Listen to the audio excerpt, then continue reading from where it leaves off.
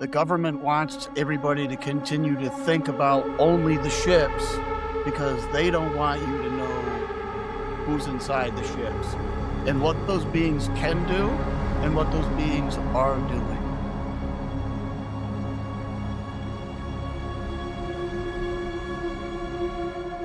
I remember the whole instance, what they looked like, what they were doing, the tall gray, the short gray, the mind control. And it flooded, all the memories started to flood back in my head.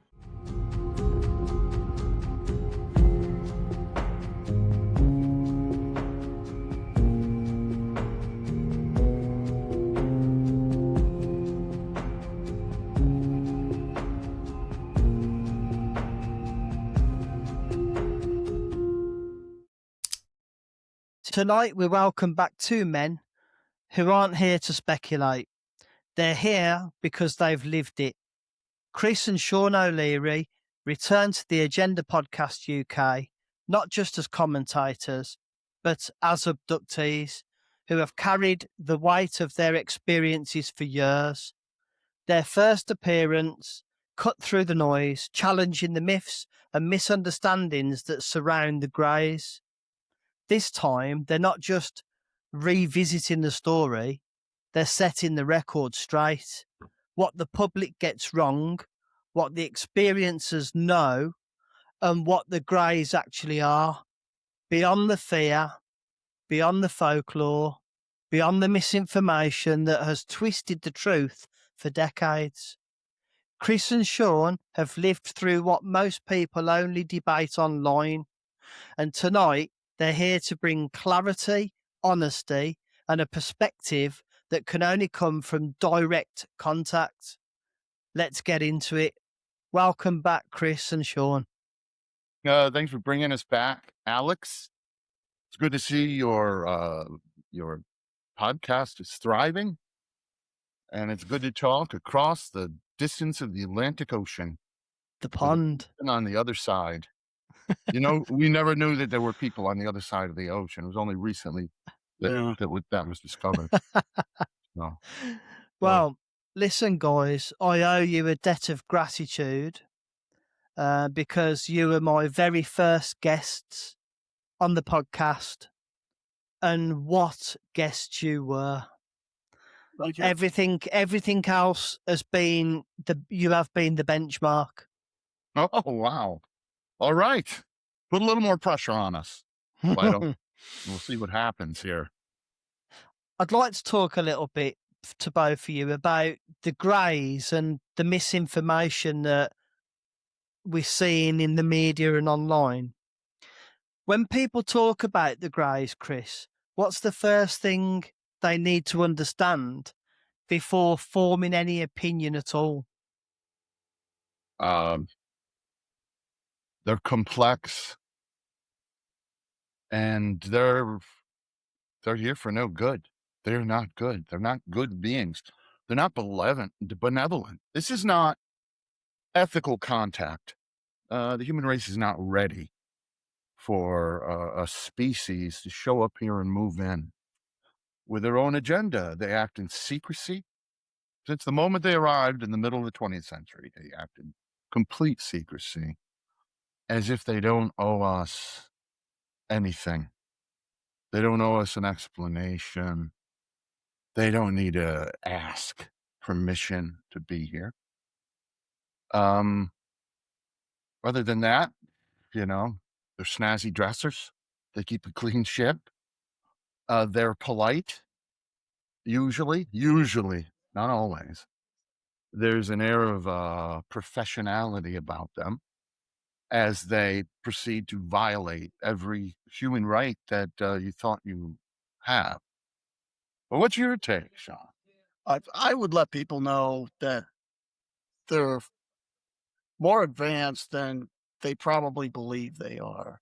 It's not just their technology. It's not about the ships. The government wants everybody to continue to think about only the ships because they don't want you to know who's inside the ships and what those beings can do and what those beings are doing. So long as they don't answer the first question with disclosure, They're never even asked any follow-up questions. Nobody asks, "Well, who's flying them? Where are they from? Can we stop them? Are abductions real? Why are they abducting people?" The government gets to avoid all those questions. All they have to do is lie about the first one. It's like a murder suspect coming in and, denying he killed his wife, He's not gonna give you the details unless he admits that he did it. But the other thing I would say about them is, uh, they have emotions that are very human-like. Like, they would have the same reaction that a human being would have. If a human would be offended, this gray alien's gonna be offended. If, he's gonna be a human would be angry, the alien's gonna be angry. Yeah. They certainly have emotions. They don't always agree. They talk back and forth. The tall gray's always in charge, and the short grays are not only, uh, listen to him, know that he's the boss, but they're intimidated by the taller gray. I don't know, what he's got on him, but, he's definitely, in charge, and the short ones are intimidated. Wow. So they've got a hierarchy. They do. They do have a hierarchy.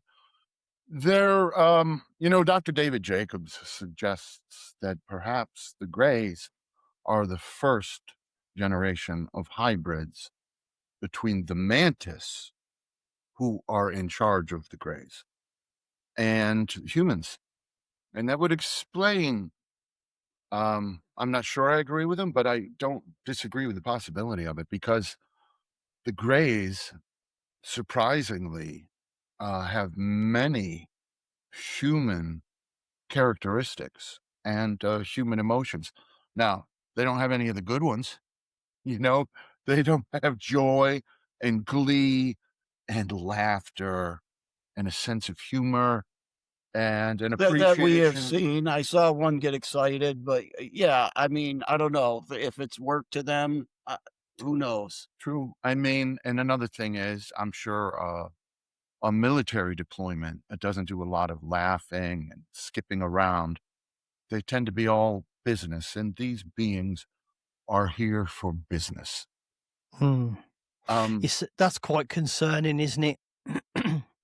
only if you're a human being living here. Yeah, Yeah. it is. They showed up uninvited and unwelcome and began immediately doing whatever they wanted on this planet. And the aftermath of World War II, when we became a nuclear power, they arrived en masse, and sightings were everywhere, and eventually encounters. Well, they started immediately trespassing over our military facilities, turning our nuclear missile silos on and off, testing our defensive capabilities, and showing that they're in control. Hmm. When President Harry Truman campaigned for re-election 3 years after the end of World War II, 1948, he was campaigning to be president for the next 4 years. And he campaigned on the back of a train. They called it the Whistle Stop Tour. He didn't fly anywhere. Hmm. He took a train all across the country. People found it quaint and old-fashioned, and good for him. But the reason he didn't fly is because the Secret Service would not allow him to get on an airplane. Because in those few years around the time of Roswell Corona, we engaged with these craft. Um, our airmen were ordered to fire upon them. And the moment they did, the alien ships took the planes down. Yeah. They they pulled them apart in the air as if there wasn't a rivet in it. They made them stop still in the air and plummet like a stone. And I'm no expert on it, but I believe I read the statistic of maybe 110 airmen killed until the Wow. point when the word went out, don't fire on them. Hmm. You can watch them, you can trail them, but no more firing at them because we were like, 0 to 110 in that game. So it's a very serious thing. And then just a few years later, they started abducting people. It will. They took our mom in 1959, which was, before we were born, and it was 2 years before Betty and Barney Hill. I'd Mm. love it if my mom got a little credit, but Yeah. she was a 12-year-old girl at the time, and God. she had no way of going public about anything and Mm. wouldn't have. She was very secretive. She carried, the abductions like, an albatross around her neck. So, yeah, they showed up, they started abducting people, pushing our military around, never tell us a goddamn word about what they want and what they're doing. And, that's because they don't want us to know what they're doing. Um, I and can't imagine what your mum went through, and also having the responsibility of you guys. it was tough. I mean, before Sean came along, it was just me and mom and dad was at work. And one time I confronted mom. I believe the aliens may go easier on your mind control when you're young, when you're a child. It may damage the developing brain. And if they're investing in abducting you for the rest of your life, they might want you to have a functioning brain. But at any rate, the early abductions for me were ones where I remembered something, you know? And one day, I was not yet in kindergarten. I was a few months through kindergarten. I was 4. And I said to mom, who were those people that were here last night? And she was in a great mood. One moment, she was brushing her hair, looking in the mirror. She was a beautiful woman. She was 21 at the time. She had me young. And as soon as I said that, she freaked out. She flipped out. She turned just white, dropped her hairbrush on the floor, and came over and grabbed me by the shoulders and got in my face and started. It's like she was shouting, but she was whispering at the same time, like Christian Bale and Batman. You'll never get away with this, Joker. You know, it was Yeah, that weird kind of intensity, yet quiet to it. And yeah, she shook me by the shoulders and, bent down to do it. I was a kid. And she said, we never, ever talk about them. Ever. Do you understand me? You can't tell your friends. You can't tell your teachers. You can't tell your father. You can't tell anyone about them. And I said, why not? Because they won't believe us. That's why. yeah, They yeah. will not believe you. And I said, but it's true. And she said, that doesn't matter. They will never believe you. And if you tell people about this, they will take you away from me Mm. and give you to some other family. And I will never be allowed to see you again. So you can't ever tell anybody. Do, do you understand me? And my mom I'd never seen a person really distraught. Mm. I was 4 and she was going through things. And I said, okay, mom, I won't tell anybody. And then she calmed down and she said, moms always like to make it a little better. And she said to me, besides, they don't take us that many times, right? I'm like, yeah, well, you know, I'm 4. She's got a point. Mm. And they've been taking me a lot. I mean, they don't show up every Mm. day. Right. But if you think about it, this was 1968. I mean, the Mm. Beatles were in India recording the White Album. Mm. John F. Kennedy, Robert F. Kennedy Jr. hadn't been killed yet, or Malcolm X. Mm. So it was a crazy time, but that's how long ago it was. And there were no resources, is what I'm trying to say. There was Mm. There was no one for her to reach out to. Yeah. There was no internet, alien abductions help.org. There was nothing. You know Yeah. what there was? There was the yellow pages. Mm. And you go try to look up UFO abduction help, and you'll find umbrellas or U-boats, or Yeah.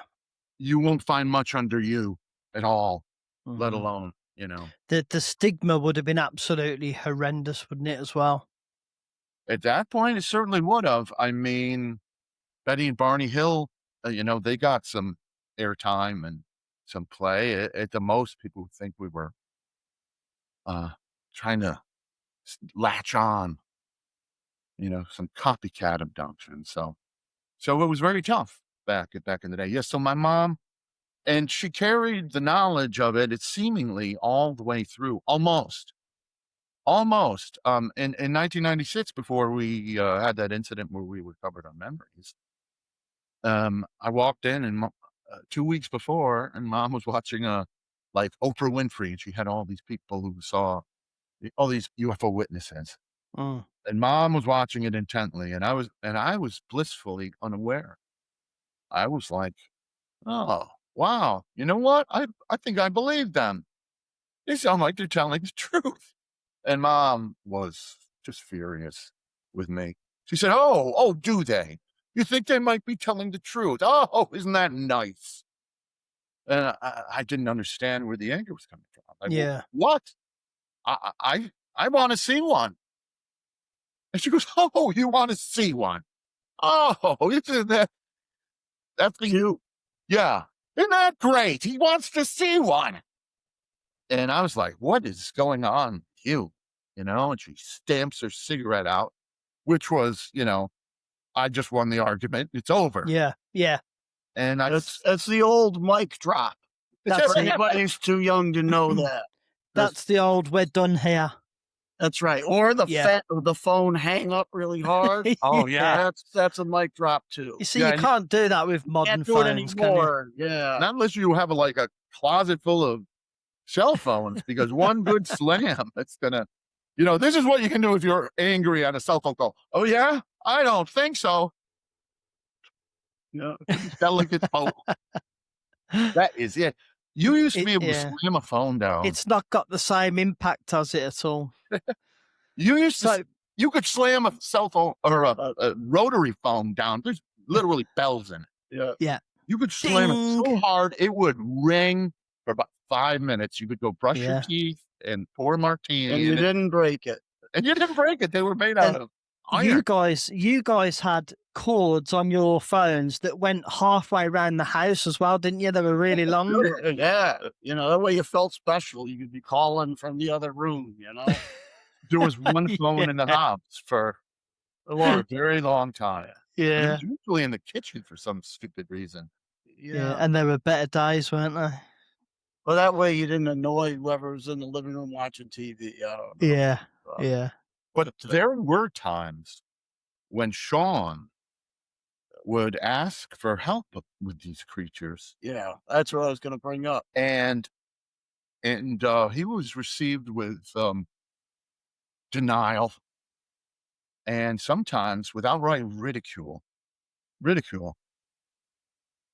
One time, I think it was like maybe 78. Sean was like 8 years old, and I was home from college, I think, and I was sleeping downstairs in my old bedroom, and I could hear, it's morning, right? And I hear Mm. my parents laughing, just laughing out loud, and I'm like, that's not normal for the house. Normally, they would sit there and angrily drink coffee and smoke cigarettes until it was time to go do something else. Yeah. I'm like, wow, they're laughing. I got to see what this is all about. So I get out of bed, I come up, I'm like, hey, what's going on? What's so funny? I'm already, in the vibe. Sorry And they about that. said, My cat's Sean just decided thinks, to come in. yeah. He said, Sean thinks there were monsters in his room last night. And I'm like, what? And Sean was livid, right? What was Yeah, well, what happened was I got up in the middle of the night before I knew everything that was happening to me. And sure enough, there's somebody in my room, and it's the way I described it to my parents was he's a man, but he wasn't a man. Right. So he's man-like, he's human-like. And you gotta remember, I'm a child, and I have Mm, no reference. There weren't 1,800 TV shows about gray aliens. So I had no idea what he was. But he was in my room. I woke up. I told my parents about it. And yeah, my father, when I said it was a man, but it wasn't a man, my father said, "You mean a monster?" And he burst out laughing. And of course, my mother started laughing with him. And boy, that made me angry. Yeah. I imagine it's hurt you. You turn to your parents, the only adults in the house, for help, and you're telling them what happened to you hours ago. mm, And, this was 78, so mom was taken 20 years That's right, and before this. both of them have been abducted by aliens, and they're laughing at me for talking about this. Yeah. Shows you the kind of control that they have over somebody's memory. And here's me who had been abducted since 66, and I come up and I go, "Oh," the condescending, college stoner. I said, "Oh, Sean, Sean, Sean, Sean, there you just had a bad dream is mm. all. There's no monsters. It's a nightmare. You haven't had them before. Yeah, that's all there was to it, huh?" And I believe that might be one of the reasons why they target a lot of children is because nobody's gonna believe them anyway. Exactly. And I don't think it's helped by our Secret Service and our military people and our government by also ridiculing and saying they don't believe abductees. It's played into the Greys' hands, really. Oh, absolutely. Yeah, it certainly has. Yeah, Yeah, but the governments don't wanna be answering questions about it. They don't wanna tell you that they can't do anything about it. Yeah. They don't wanna tell you a problem that they can't fix. Sean. When it, I don't want to give you like a flashback, but when you opened your eyes and saw them in the room, what was your immediate reaction? Well, that time, it was, disbelief, maybe, a little fear. There were times where I was afraid as a kid. There was another time where I opened my eyes, there were 3 dark figures that appeared to be short. I swore somebody was in the room, but, you know, I decided I was gonna hide under the blanket. So I did. I covered up my head with the blanket tucked underneath, and a moment later, I felt a tugging on the blanket. And boy, I that really scared me because it confirmed that they were there. But at the same time, I felt kind of relieved and proud because he couldn't tug the blanket open. I was strong enough to hold it.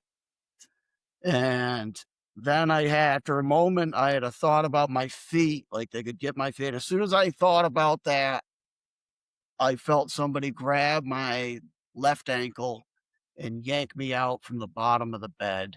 Oh man. And it was a tall gray alien this time. And I was hovering parallel with the ground, the floor of my bed, off the edge of off the bottom of the bed, I should say. But my right leg kept, like, falling down to the floor, like, that's the only part of me that felt heavy, like, I couldn't keep that part up. Everything else was just level to the floor, and with his hand still on my ankle, he leaned down with his head closer to me, and in a real whispery voice, he said, "Relax." And as soon as he said, "Relax," I felt a tingle in my leg just floated back up with the rest of my body, and then next thing I knew, So you're saying he was levitating you, oh, yeah, yeah.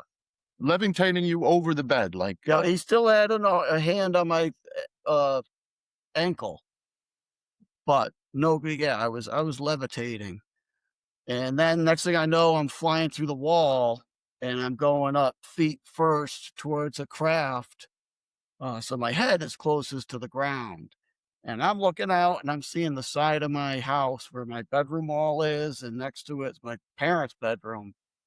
And the only thing I could think of was, "This is it." You know, why would I believe that they're bringing me back? I'm gone. What if the thought I had was, "They're not even gonna know what happened to me," Mm, meaning my parents. They're gonna yeah. wake up in the morning and have no idea what happened to me. And how far down the list is, oh, he was maybe taken, Yeah, floated yeah, upside down right, through the wall into a right. spaceship. So, They could easily, at least today's, law enforcement would probably arrest and convict my parents for homicide if I had never come back. Yeah. Do you know something? Just listening to this, it's horrifying. I've got to be honest, it's horrifying. If I was putting myself in that situation, even now as a grown adult, that's terrifying. Yeah, it it's was at times, for sure. it certainly could be. I mean, after so many times, you just get inured to anything. It's like, the first time you're next to 3 crack addicts on a city bus, you're a little nervous. But, Mm, and then it becomes another Tuesday. Or maybe your first yeah. time in the county jail, you're worried. But Mm, if you're a career criminal, your 30th time isn't, you're not so worried about it. yeah. And Yeah. and there is another factor, Alex, of course, and, that is their great advantage over us, and that's the ability to control our minds. And I believe they sedate you to a degree. They don't want you crapping your pants on their ships and freaking out and pulling your hair out and running towards an airlock. Yeah. So they sedate you. They make you compliant. They make you woozy. They take away your fear, your ability to think of resisting, Mm, and they leave a drunken, compliant, person who thinks they make you think that they are your best friends and you'd do anything for them. Uh, So, I will say though, as a child, I wasn't under the control, and I would get, the more I got to know them, I kind of thought it was cool as a kid, you know. So I would greet them. I would be excited to see them after a while. Yeah, after the fear days were gone. I honestly found it exciting, and I treated them well, talked to them well. They talked to me very well as well. They were nice. wow. Other than That's taking me out of the house, what can I say? They liked Sean, a lot more than they liked me. That's for sure. probably because you know, I got excited to see them. How many other people did? But there again, I hate to keep using police references, but that's what I was for, 20 years. If you're arresting people on warrants all the time and everybody's either fighting you or calling you names or spitting at you or running yeah. away, Yeah. and then all of a sudden here comes this one guy. He's like, "Oh, hey," he's real nice and friendly and wants to talk to you the whole way to the county jail. You're gonna be a little nicer to him probably. Yeah. I would imagine it was very unusual for them to Yeah, Yeah, that's because what I mean when it you're just doing a job, aren't you, Sean? yeah, You're just doing a job, and, you don't there's nothing personal with these people. right. and I think there's You're picking things them up because 'cause they've got a warrant, yeah. and you're gonna go and process them at the jail, and that's it. And, I think the same thing to a degree is true of the Greys. A lot of them are just doing their job. Mm, I get the feeling from some of them that they'd rather be almost anywhere else than rounding up a bunch of toddlers and young kids and doing God knows what to them, but they follow orders.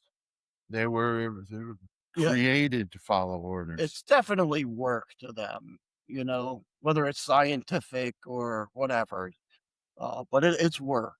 It's like, if you go into the Department of Motor Vehicles to register your car, there's a line of 105 people, and the person beyond the counter is just shooting daggers at every one of them as they come up. They just hate what they're doing and where they yeah. are, but they, They have no choice, and I think a lot of the Greys have no choice, and, Yeah. sometimes they really I'm not going to talk about the Greys in a good light because they're here to steal this world from us. Mm. That's why they're here, and that's the only reason they're here. This world is an goddamned jewel. Yeah. People who call this, "Oh, this is a prison planet. Who'd wanna be here?" Well, then pack your bags and we'll drop you off on Neptune. Yeah, point to the planet that's nicer, Yeah, and Yeah. we'll send you. Yeah. This is a beautiful planet. and apparently there are a lot of worlds out there, and most of them are desolate. The more advanced the species get, the sooner they deplete their world's Yeah. resources, Including us. including us. They're watching us do it. Yeah. And that's one thing that the Greys use to justify why they're taking this world from us. Mm. They're taking it because they'll do a better job. Mm. They will safeguard our billion species of biodiversity, our 400,000 types of vascular plants, and 70,000 types of trees and minerals and nice French restaurants with lots of parking. There's a lot to be said for the planet Earth. And they're here for the resources. That's their primary thing. And one of the resources they're here for is us. We are like folded into the package with squids, octopuses, cows, pigs, Yeah. turkeys. And another thing is vegetation, the amount of vegetation can be used for food, to grow things, as a building resource, as medicines. They're very into taking things apart, using every bit of it. Um, Organs, you know, blood, plasma. We're a cornucopia of useful things to them. Yeah. And one time, the Greys, sometimes they slip up and they drag you around for whatever reason. I was with them on an abduction, and it wasn't just, let's go to this medical thing. You have to do that. We're going to test you on something. We're going to put you under and do these things. Sometimes they just cart you along like it was bring your abductee to work day, Mhm. or you're a pet or something. And they had me in a room where there were two Greys. One of them was one of my handlers, and the other one was another tall Grey. And they were going over these schematics and images of squids and octopuses. And they were like, this is unbelievable. This is just fantastic. It's amazing. And telepathy works two ways. They read you, as fast as you could read a Chinese lunch specials menu. They read you instantly. Mm. They backwards and forwards. They know everything about you. They know what you're thinking at the moment. Mm. Um, but sometimes when these Greys have a very strong reaction, they're usually pretty cool, pretty placid, pretty even keel, especially the tall ones. I think the short Greys are more volatile. And when they have a powerful emotional reaction, you're aware of it. You like feel it. Sense Yeah. them.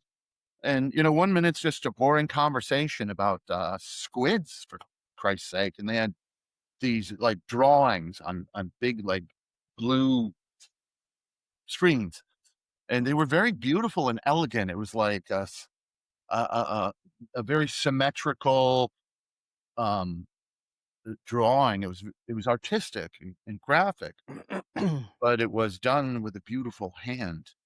And they're flipping out. They're like, This is unbelievable." And I said, "What?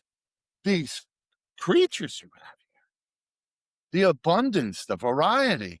I said, "Squids? Gross. Who wants squids?" And he turned to me and he said, sometimes I think the most I learned on these abductions from them is when I said something stupid, because then they would correct me Mm. often. And he said, You don't know. You have no idea what you have here. All right. And he slipped up and said things he shouldn't. He said, where we come from, we don't have anything like this. We only have a few animals left. And the ones that we do have are incredibly dangerous. And now I'm interested. I'm like, well, like what? Tell me about those. And he said, nothing that you would want to run into. So that indicated to me, they were basically telling me that they've depleted their world, and uh, maybe they never had what we have had to begin with. I mean, I'm sure life can rise on worlds where the resources are more meager. So Wow. That's just unbelievable. yeah,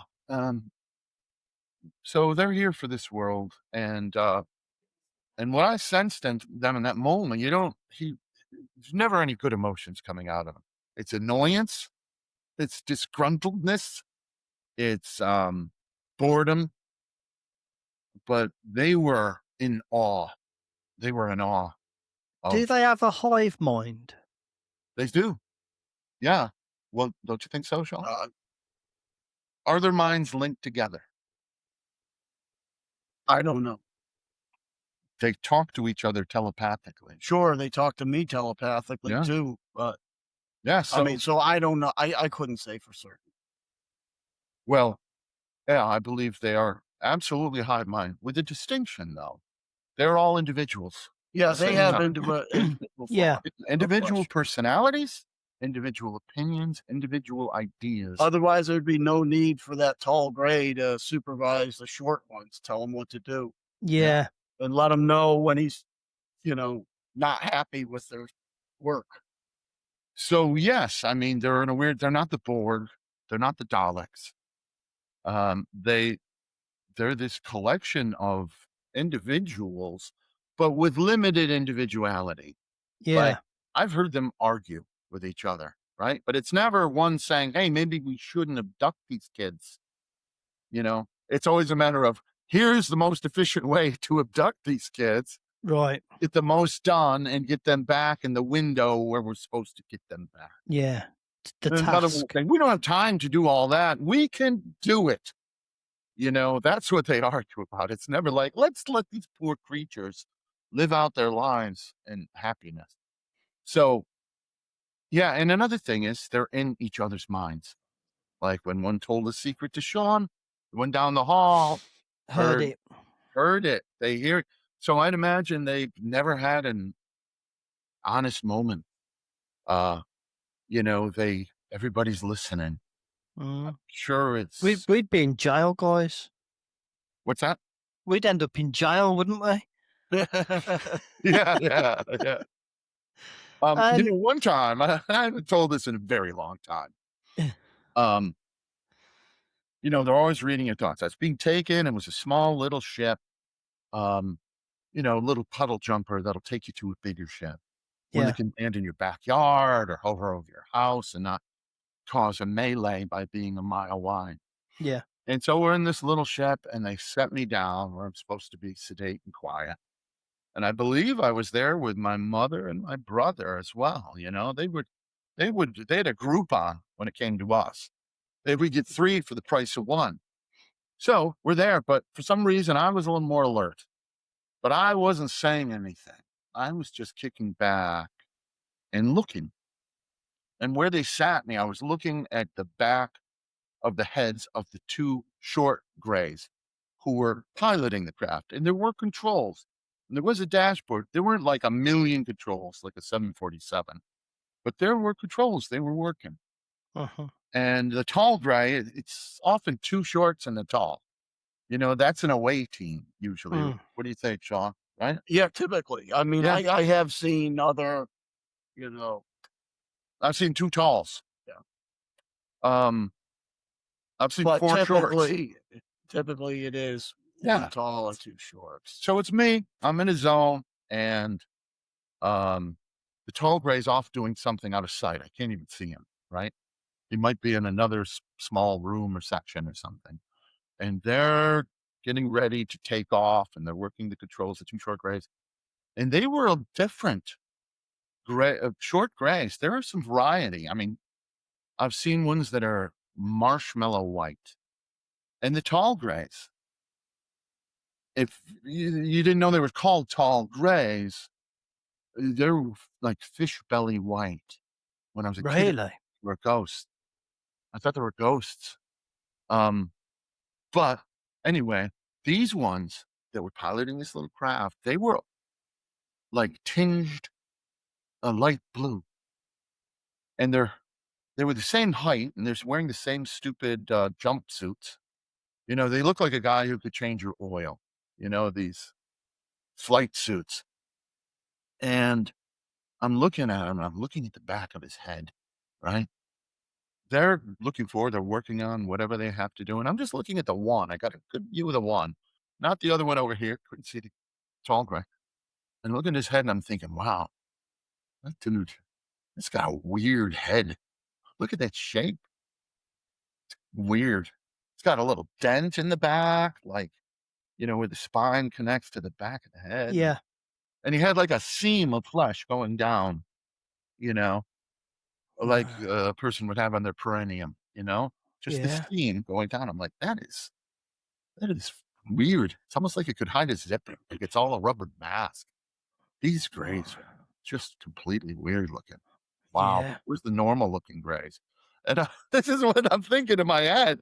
And all of a sudden, the one I'm staring at, he has had enough. And he wheels around, he whips the chair around, and he screams telepathically at me, "Stop staring at me!" And Wow. when they're angry, you feel a wave of anger hit you like the wave in the ocean. Boom, right in the chest. I'm like, whoa, whoa. I didn't know Wow. he was listening to every Yeah. one of those insults I had for the Yeah. shape of his head and what he looked like. He was absolutely furious. So they're always listening, usually. Do So you expect them to come back? Oh, yeah, they keep coming back. They don't stop. You know, the difference now is, you know, in '96, I recovered my memory, so I could remember a lot of things before, but it's given me no special powers now to remember, all that much. I do remember a handful of things since then, of course, but, I'm sure they're taking me more than I recall. Shit. they started taking Sean in 1974 when they took us all for a day-long expedition in the morning to an underground facility. So 1974, and I believe the last time you discussed being taken was in November of 2024, which is 50 years, 50 years. 50 full years, a little more because we were taken in the spring of 74. Right. 50 years. And for me, this is 2026, and my first abduction was in 1966. So that's Oh, 60 years. But oh. they haven't taken me since I recovered my memories, as far as I know. And I get zero sleep. I rarely sleep. And let's put it this, Chris brought up a good point with me last time we were on X Baby, that, uh, I go to bed dressed. I mean, I'm wearing clothes, uh, anticipating if I'm gonna be abducted, I wanna be wearing clothes during my abduction. I don't wanna be naked. God. So, yeah, Honestly, and I Sean. don't even I leave a light on. I leave my television on with movies typically. Maybe it deters them from coming in. I don't know if it really does, but as soon as my pets will come into my bedroom all day and night and hang out while I'm watching TV. The second I go to sleep, they scurry off. 'Cause Mm. they know. Maybe I don't know, but they don't Yeah. want to be in there while I sleep. You know, we sound pretty casual. We're sitting here, we're laughing, we're joking, having a good time. And as a result, we do interviews where people say, well, they're lying because Yeah, they're not traumatized enough. They're just not listen to them. They're not traumatized. I want to see trauma. Mm, Show me somebody crying into a hanky and shaking with every question he's asked. Oh, tell us about the aliens. I don't think I should. Like the cowardly lion. Oh, Dorothy. mm. Um, and I'm sure there are plenty of people sure. like that, I'm and not. I don't blame them. No, I'm not mocking them. But you know what, Sean, right? You sleep with the light on and the Yeah. TV on. He sleeps fully So dressed. Yeah. Fully dressed. So that if he's abducted, he's not walking around with his Johnson hanging out. Frankly, I think maybe that's why I sleep in the nude. If they're taking me, I'm walking around in all my glory. I used to prefer to, I mean, nobody really cares, but I'd like to be as comfortable as possible in bed, but forget it. I'm not walking around the ship like that. You no, know, So tell me that isn't long lasting trauma. It it is, is. sure. It is. And I have my things too.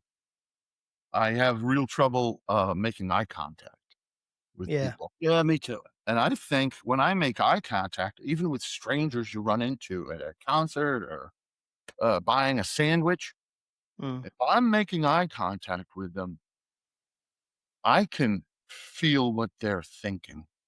mm, I can feel if they're putting up a brave front because they're wounded deeply inside.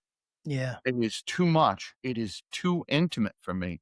I think it's residual telepathy. I think if you've had your Mm, mind connected with these things for between the two of us 300 times, you throw mom and dad in the mix, and we're looking at 400 or 500 times with our family. And so I don't like making eye contact. When somebody's talking to me, I look at the tip of their nose mm, because, Not as you look like past them, I look beyond them. yeah. mm, When I do stand up, I don't stop to make eye contact with the crowd. I'll look above their heads. I'll look because you get drawn into this, who this person is in this connection, and I don't need it. And mm. we're the only part that's ever really hurt me about that is when I'm dating. I had a girlfriend once said, why don't you ever look me in the eyes? And I'm like, and and then I learned to be How able. do you explain that, Chris? Oh, wow. I yeah, There was something I needed to tell you. yeah, I'm just lying to you all the time, baby. I swear. I swear, Yeah, it it'd keeps be very easier. pregnant. It is not me. It might be me. It is me. But yeah, so I got over it because, I like to actually have a relationship. So I don't enjoy it, but I'm like staring into her eyes. Oh, you know, things like that. But Wow. other than that, I'm fine. You And see, here's this another is a fire. this is the side of things that people don't see, guys. I've got to be honest. This is really. I feel so sad listening to the how you've had to alter the way that you do things. I know you're resolute, Chris. Right? I know you're resolute, but this is trauma, without a doubt. Well, we've been through it, man. We've been to the front lines and we came back and there was a price to be paid. And it's not like they changed us. This started for me when I was 3 years old. Yeah. So I've never known Any what other a way. normal life is. I mean, they don't let you remember, but you feel something missing, something wrong, something happened last night. I just can't. Why am I so tired? The amount of sleep they've stolen from us. You have to go to school and you're 5 hours, you're traipsing around a space platform. Mm, What the fuck am I doing here? I have yeah. a quiz on, on the dinosaurs tomorrow in third grade. Mm, And it's just so exhausted, right? Yeah, at You least they feel could that? do is maybe, I don't know, take you just see a live dinosaur and explain it to you. Now, Chris, this is on your test tomorrow. I want you to remember I would love that. They just slip me a note in my this is a pocket. pteranodon, Yep. not a, you know. Yeah, but they don't do that because they don't really give a fuck, you know? You're not the you're to be used, and, Yeah. sometimes they like the ones they have, Sean. Sean's like the golden retriever of abductees. Well, I, Like, I think you're mate different characters, aren't you? You're different characters, me and right? Sean? Yeah. Yeah, you know, we're half simpatico, and we have our own opinions. He hates a lot of great movies, and I, love a lot of horrible movies. So, it kind of balances out. We are different, and in some ways, our differing opinions on the Greys and our differing experiences, if you ask me, it's makes us more credible.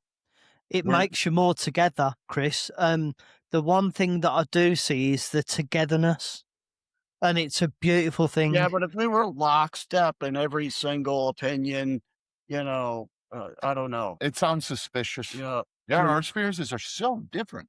I love hearing about his, but that was not mine. They're not like, "Hey, Mm, they're picking you up. Come on, get in. We're gonna go do stuff." And you're like, "All right, the guys are yeah. here. Let yeah, me in the ship." they have, they've just stopped in when they weren't needed. And with me, it was like, I gotta keep my head down here.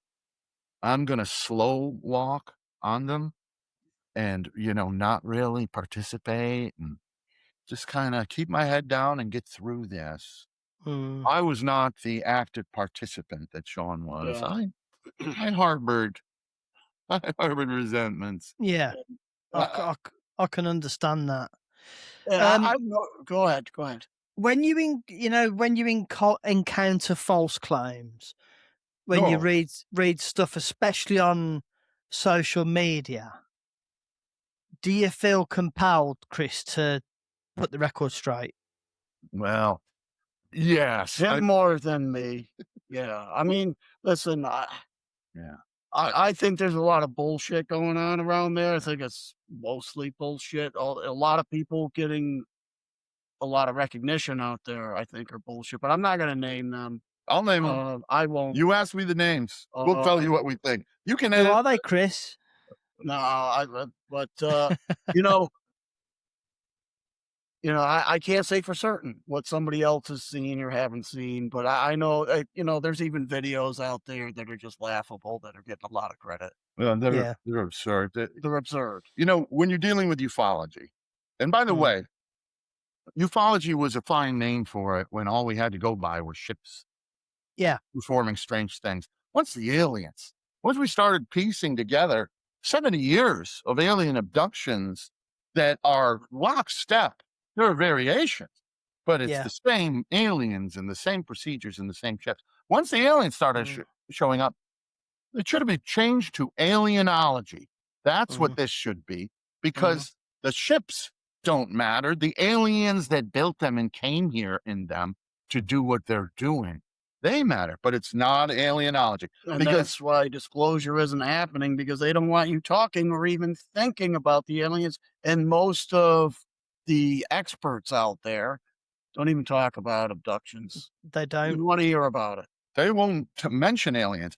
I would say more Mm, than half of this field is made up of tech bros who are only interested in the ships.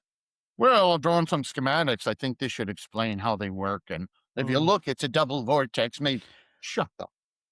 Where? What about the aliens? What? Oh no!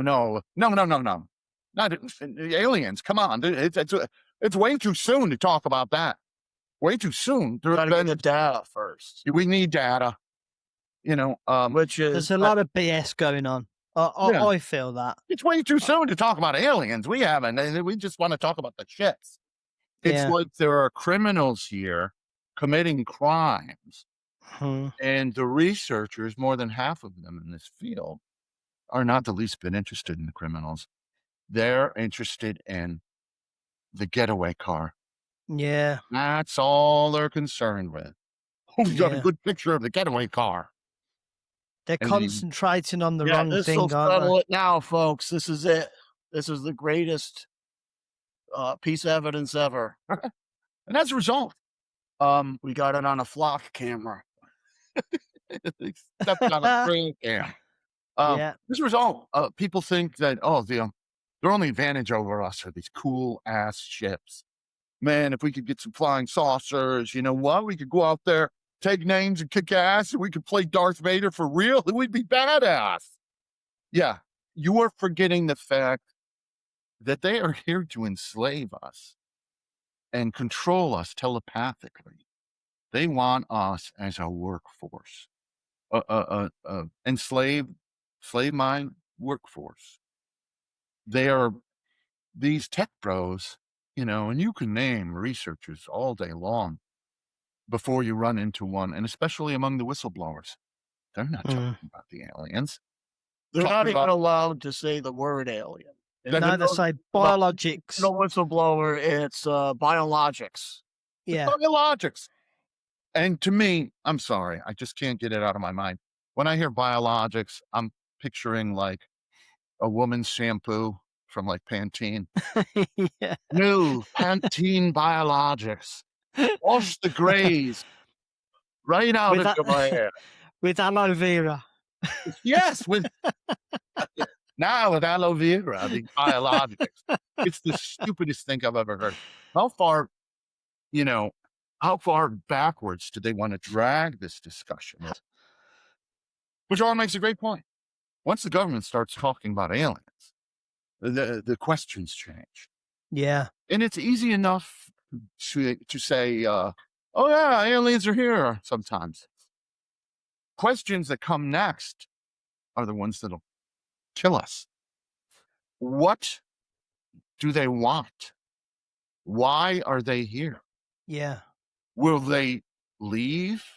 If uh, on not on their behalf, but with me, they have shown that they've actually cared about me on Mm. numerous occasions. Whether it was the time they told me the future, there was another time where they indicated they knew the future and told me not to go somewhere.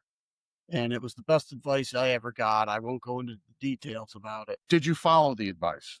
It doesn't matter. Uh, No. the fact is that they indicated they knew it and they cared enough about me to tell me not to go. And you, with hindsight, you realize they were right, right? They were absolutely right. Yeah. So they can see the future. No question about it. Maybe not everything, because there was a time, and a lot of people like to talk about the gifts they leave behind. They left a saucer in the woods for the military. I've got news for you. They, I can't speak for every occasion. However, I have found a saucer in the woods, an unoccupied saucer in the woods with neighbors of mine, and they came back looking for it. I don't know why they left it unattended. They left it wide open, This but they came back for it. this is a story. We went through Wow. our first interview just to make sure we didn't repeat anything. And at first we're like, wow, we said everything, I'm sure.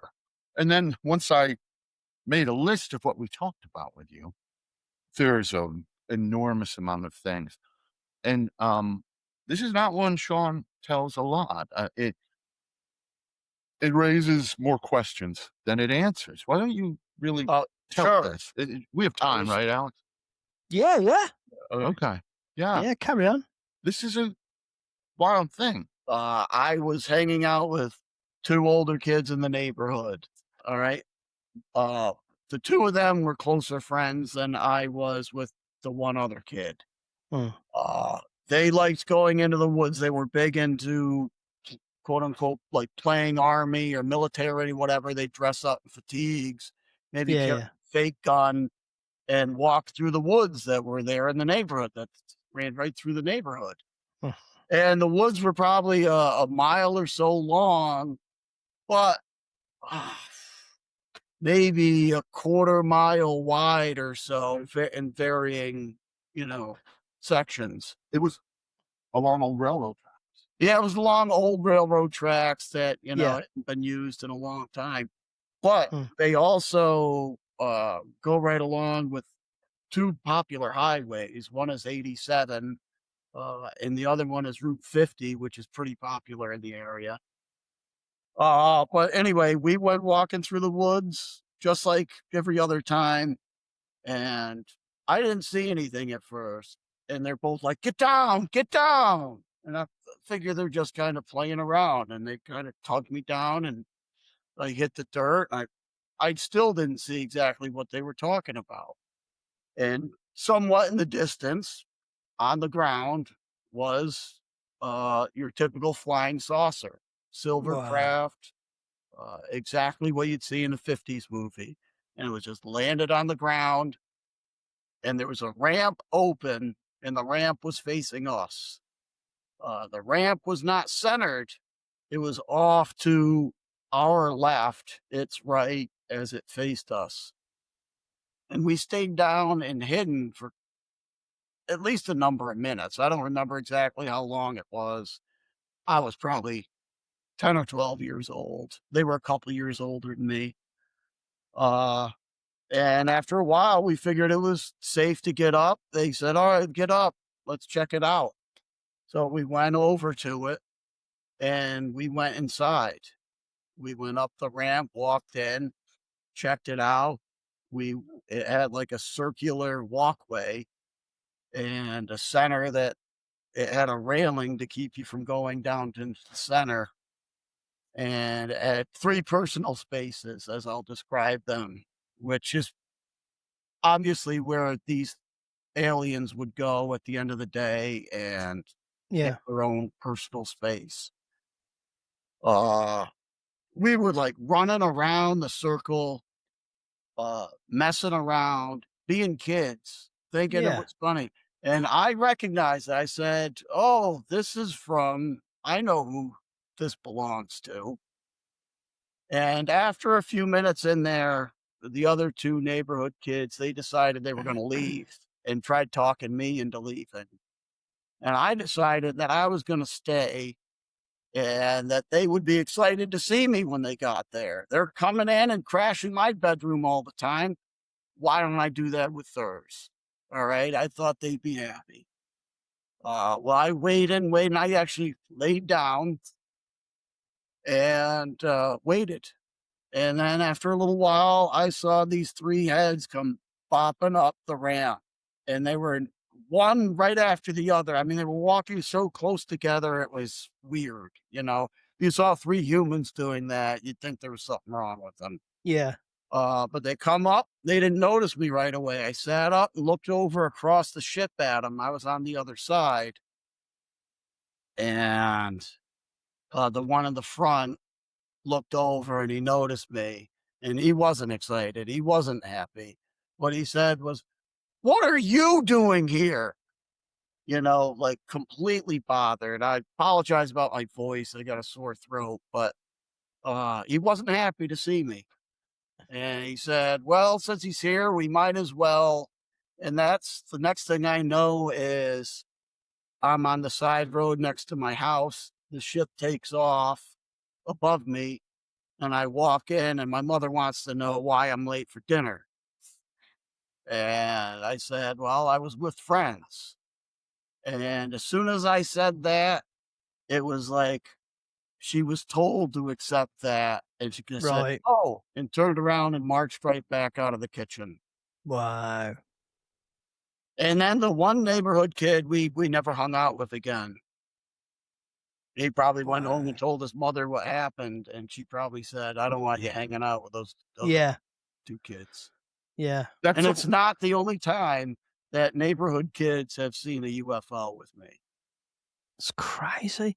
So Uh, they must be able to control our memories so well, that they can well, just make them they forget what they've seen.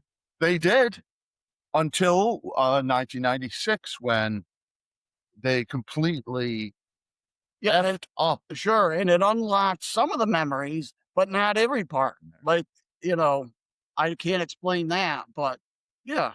We I've both got a have lot of a knowledge. lot of new followers. I've got a lot of new subscribers since our first Good. Oh, video. that's great. And So Chris and yeah. Sean, could you explain how it unfolded, the unlocking of your memories? Oh, well, we did talk about it last time. It's a big involved incident in August 19th of of 1996, where they were returning Sean from a daytime abduction because Sean, I worked midnights at the police department at the time, so I slept in the day. If you wanna come get me while I'm sleeping, you're gonna have to show up in the daylight. and And they did. apparently they did, Boy. but they were returning him so late. They're returning him at 6 p.m. and in broad daylight, not a cloud in the sky, and 5 witnesses on the ground. And I didn't really mention this before, but they tried from wherever they were before they came through this portal that we all witnessed as the ship came into our reality. Before that even happened, they were trying to control me. I was working for the Saratoga race course. I was working for the police department, doing traffic in the road. And I get out a little before 6 o'clock. And mom invited me to come over after I get out of work. She was having Mm, a family over. We were going to have a barbecue. We were going to grill up some food and hang out by the pool on a beautiful late summer day. mhm, And what I heard was, oh, free food. So yeah, yeah, I could do that. So I was going to go right over. I was hungry. But as I left the racetrack, here's what happened. I was driving, I was going to drive past my apartment to get to my mother's house, which was about another half mile away. And I had an urge to, a thought in my head, stop home. Stop home first. You can take a shower. You can change your clothes. You can hang out a little bit. You can have a beer. You can have a smoke. You're in no hurry to get over there. So I'm driving and I put my blinker on and I'm about to pull into my driveway. Like, yeah, yeah, I'll do that. And I thought, I never taken a shower in the afternoon of my life. What am I thinking about? I never like look, I'm on late wherever I go, whenever I go. The only thing I need to do is take a shower. I'll be 2 hours late. I mhm. won't make it over there. I'll sit down, I'll light up a smoke, I'll drink a beer, air condition, put my feet up from working in the Yeah. road all day. Mm, So I'm thinking, yeah, maybe I should. I don't do that. And so I said, at last second, I said, no, I'm going to mom's. I'm going over. And so I turned my blinker off and I drove on with cars behind me wondering what the hell's wrong with me. But what that was, now, why would I tell you something so boring, so trivial as my mental debate of should I stop? Should I go? It seems so inconsequential and so everyday.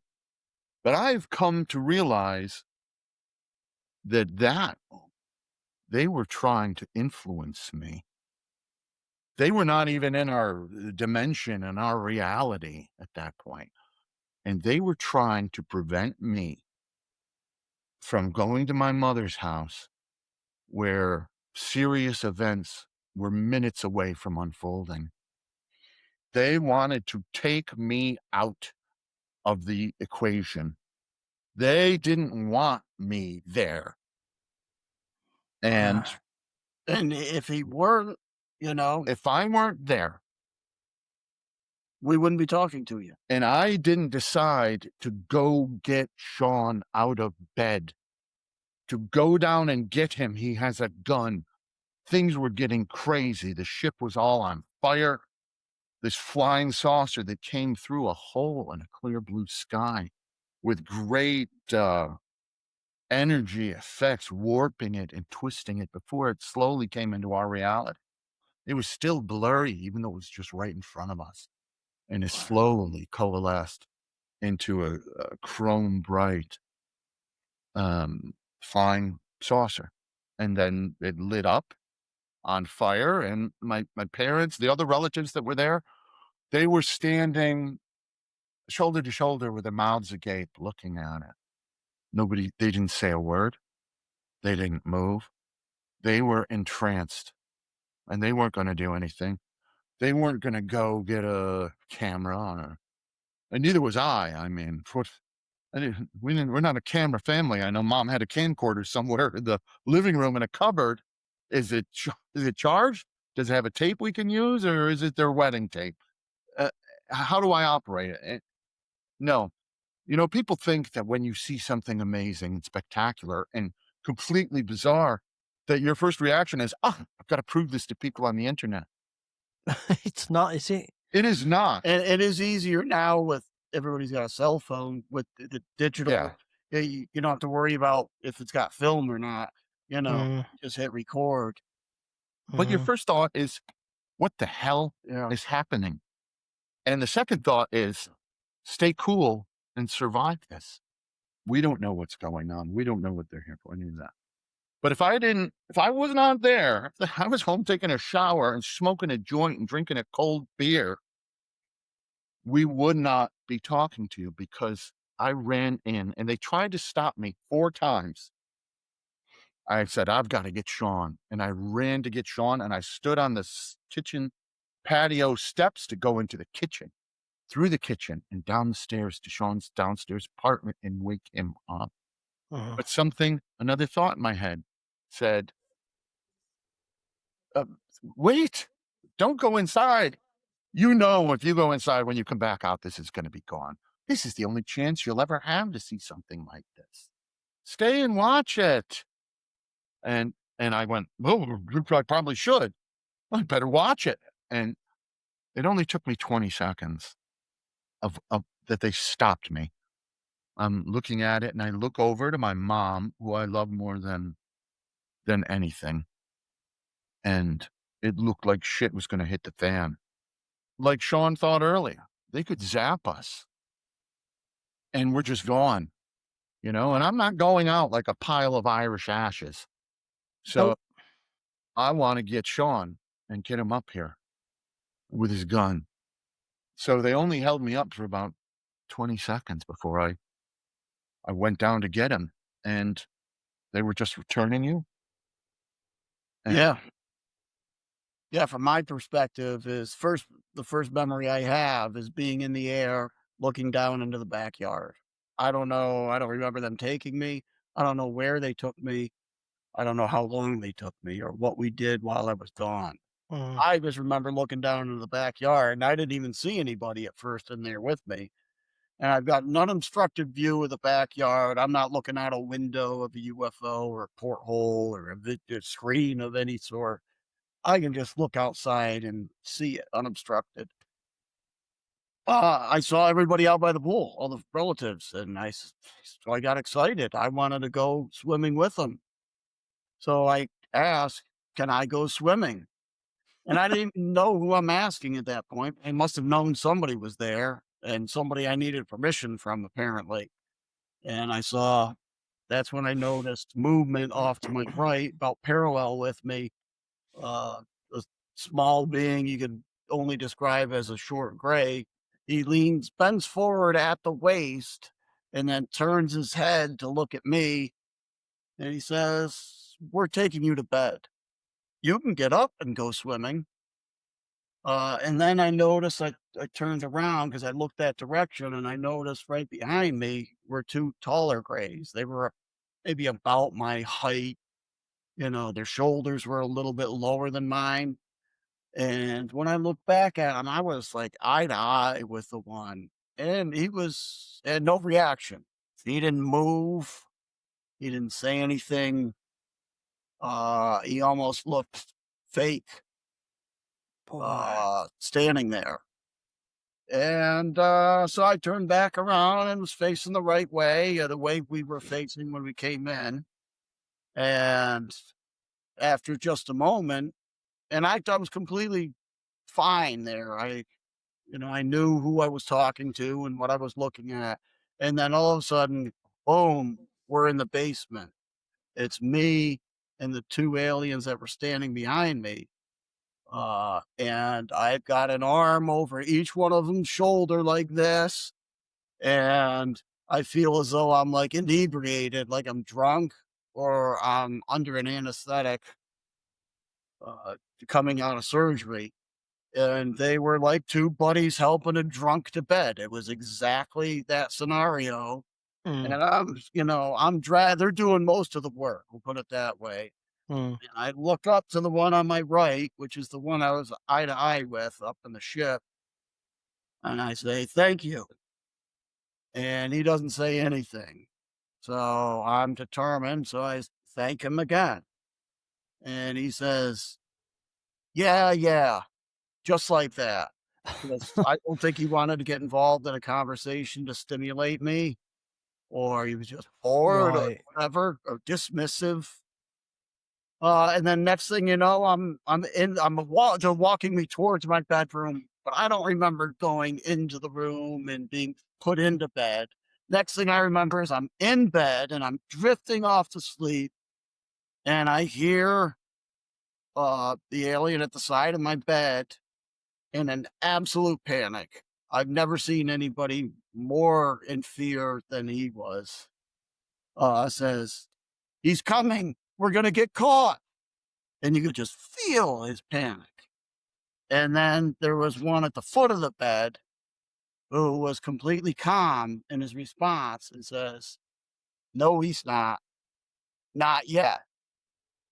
And I'm doing everything I can to try to wake up. I want to know who they're talking about. In my mind, I'm picturing, first of all, who are they afraid of catching them? Who's above them that they're afraid of? And are they not supposed to be doing this? Is the thoughts I was having. So I pictured some like superior being like on his way to the bed and catching them. And so but I'm fight. I have to know. So I fight it with everything I have. I get up. I sit up in bed and I look at the two of them. They're now both at the foot of my bed, and they're kind of looking away from me. And I ask, "Who's coming?" And they both turned their head in unison and said in unison, kind of slowly, "Go to sleep." And I just went to sleep. I laid my head back down. Next thing I know, I hear pounding on the door, and it's him. "John, get up. There's a UFO outside." Well, I ran down the stairs, right? I figured I want to get back up and see more of this crap. So I leapt down the stairs, 3, 4 at a time. And I go to his doorknob and I grab his doorknob and I'm going to open it and throw the door open and wake him up. And for the fourth or fifth time, they've tried to control me. And they put a thought in my head: don't, don't open his door. You wake him up suddenly. You could shock him. He could wake up and he could shoot you. He has a gun. He could shoot you. And I thought in the moment, I'm like, oh, good. That's a good point. Wow. So instead, I pound with my fist and forearm on that thin interior door, almost breaking it. Boom, boom, boom, boom. Sean, get up. There's a UFO. There's a UFO outside, Sean. Get your gun. Get up here. And It took me. I wanted to respond. With the thought in my head, I tried to respond to him using telepathy because I was just using telepathy to get me. Right. So I'm trying to answer him. I'm half asleep almost, Mm. and I say, "Of course there is. They just left." you said that telepathically. Said it telepathically to Oh, him. So God. this moment, Alex, right here, this is the moment we were freed because Sean, they didn't put him under fully. They didn't have enough time. I did not get back to sleep when they told me to get to sleep. Chris interrupted it. They were They back on their heels. They knew they had fucked up. Coming to Yeah. a broad daylight and trying to pull this maneuver off with 5 people watching them, they knew they wanted to just get the hell. That's why they didn't want to engage him in conversation. Hey, thanks. Yeah, yeah. Mm, You know, and mm. and it was that moment where he was trying to respond to me telepath, Yeah. where he was awake, but he was still the abductee. Yeah. A we've the Yeah, split still second trying to timing use of this. telepathy. It was that moment. Who knows? Another minute and he'd just be under. And he'd be under so that they could cover the memories again. They could Yeah. fracture his mind with that hammer and chisel where he Mm. can't remember a goddamn thing about not only this abduction, but all abductions. Because when they come for you, they let you remember all your abductions for some reason. It's not just the last one. I think it's because they don't want to answer the same questions 100 times. Like it's a first meeting every goddamn time. Every time. We Yeah. want you to know what's expected of you. And they don't want you to freak out the 30th time like you did the first time. Right. Yeah. They want you to know. They let you remember so you know they're not going to kill you, likely. So that takes that worry off the plate. But And I do have that worry off the plate. Like when they got me recently in 2024, as soon as I figured out what was going on, I thought it was a medical issue at first, and because couldn't move my arms. And then I started to sit up, and all of a sudden I couldn't sit up.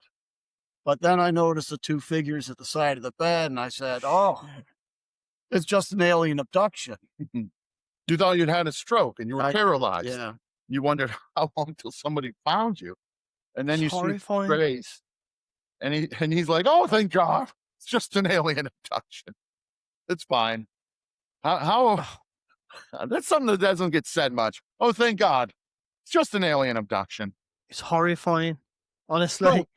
so Sean, I woke him up and he had the vault door open.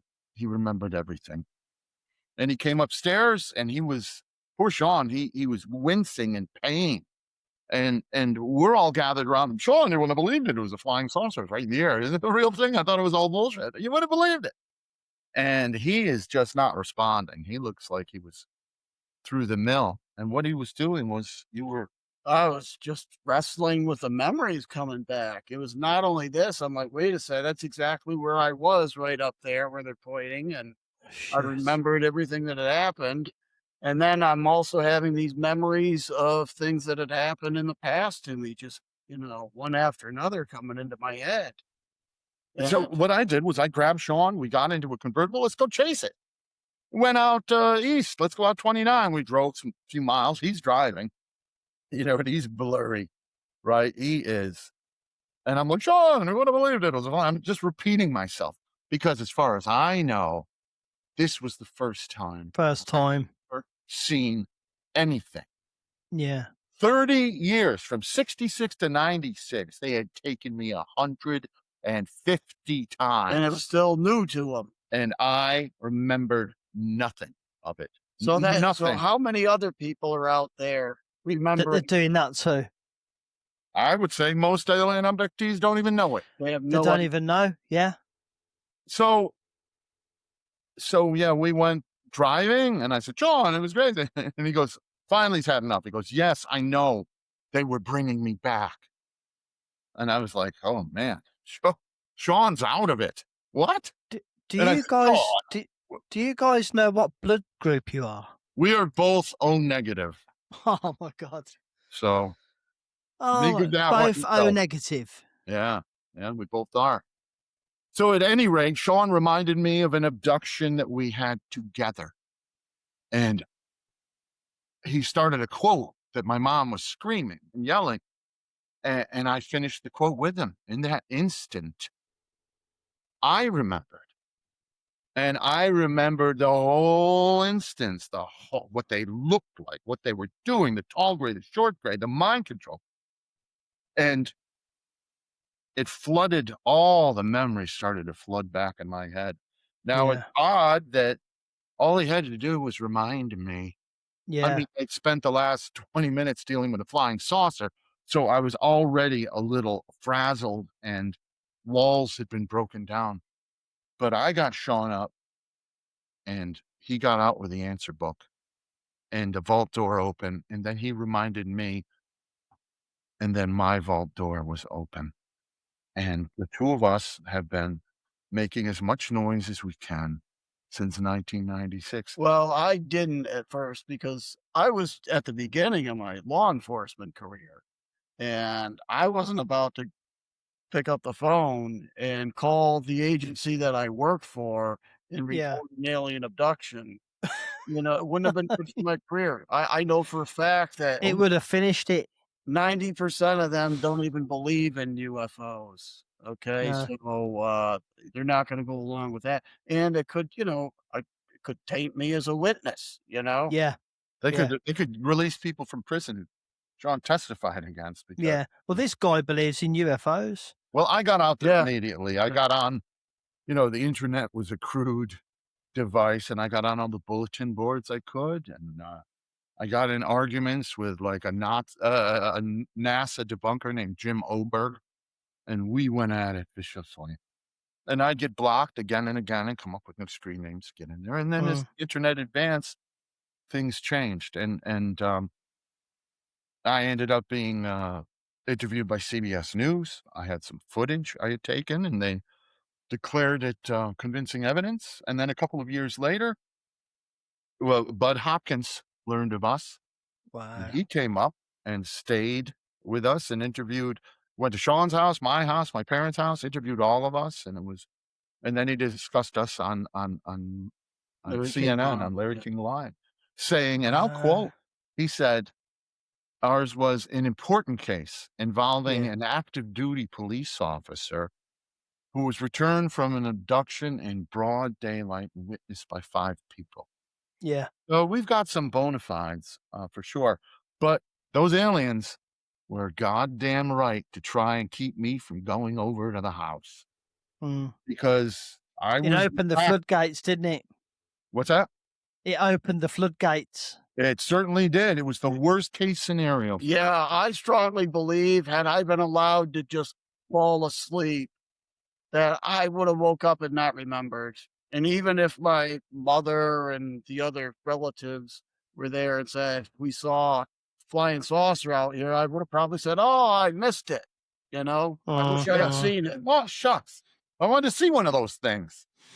It was You split know, second time. You know what it was, Alex, before we move on?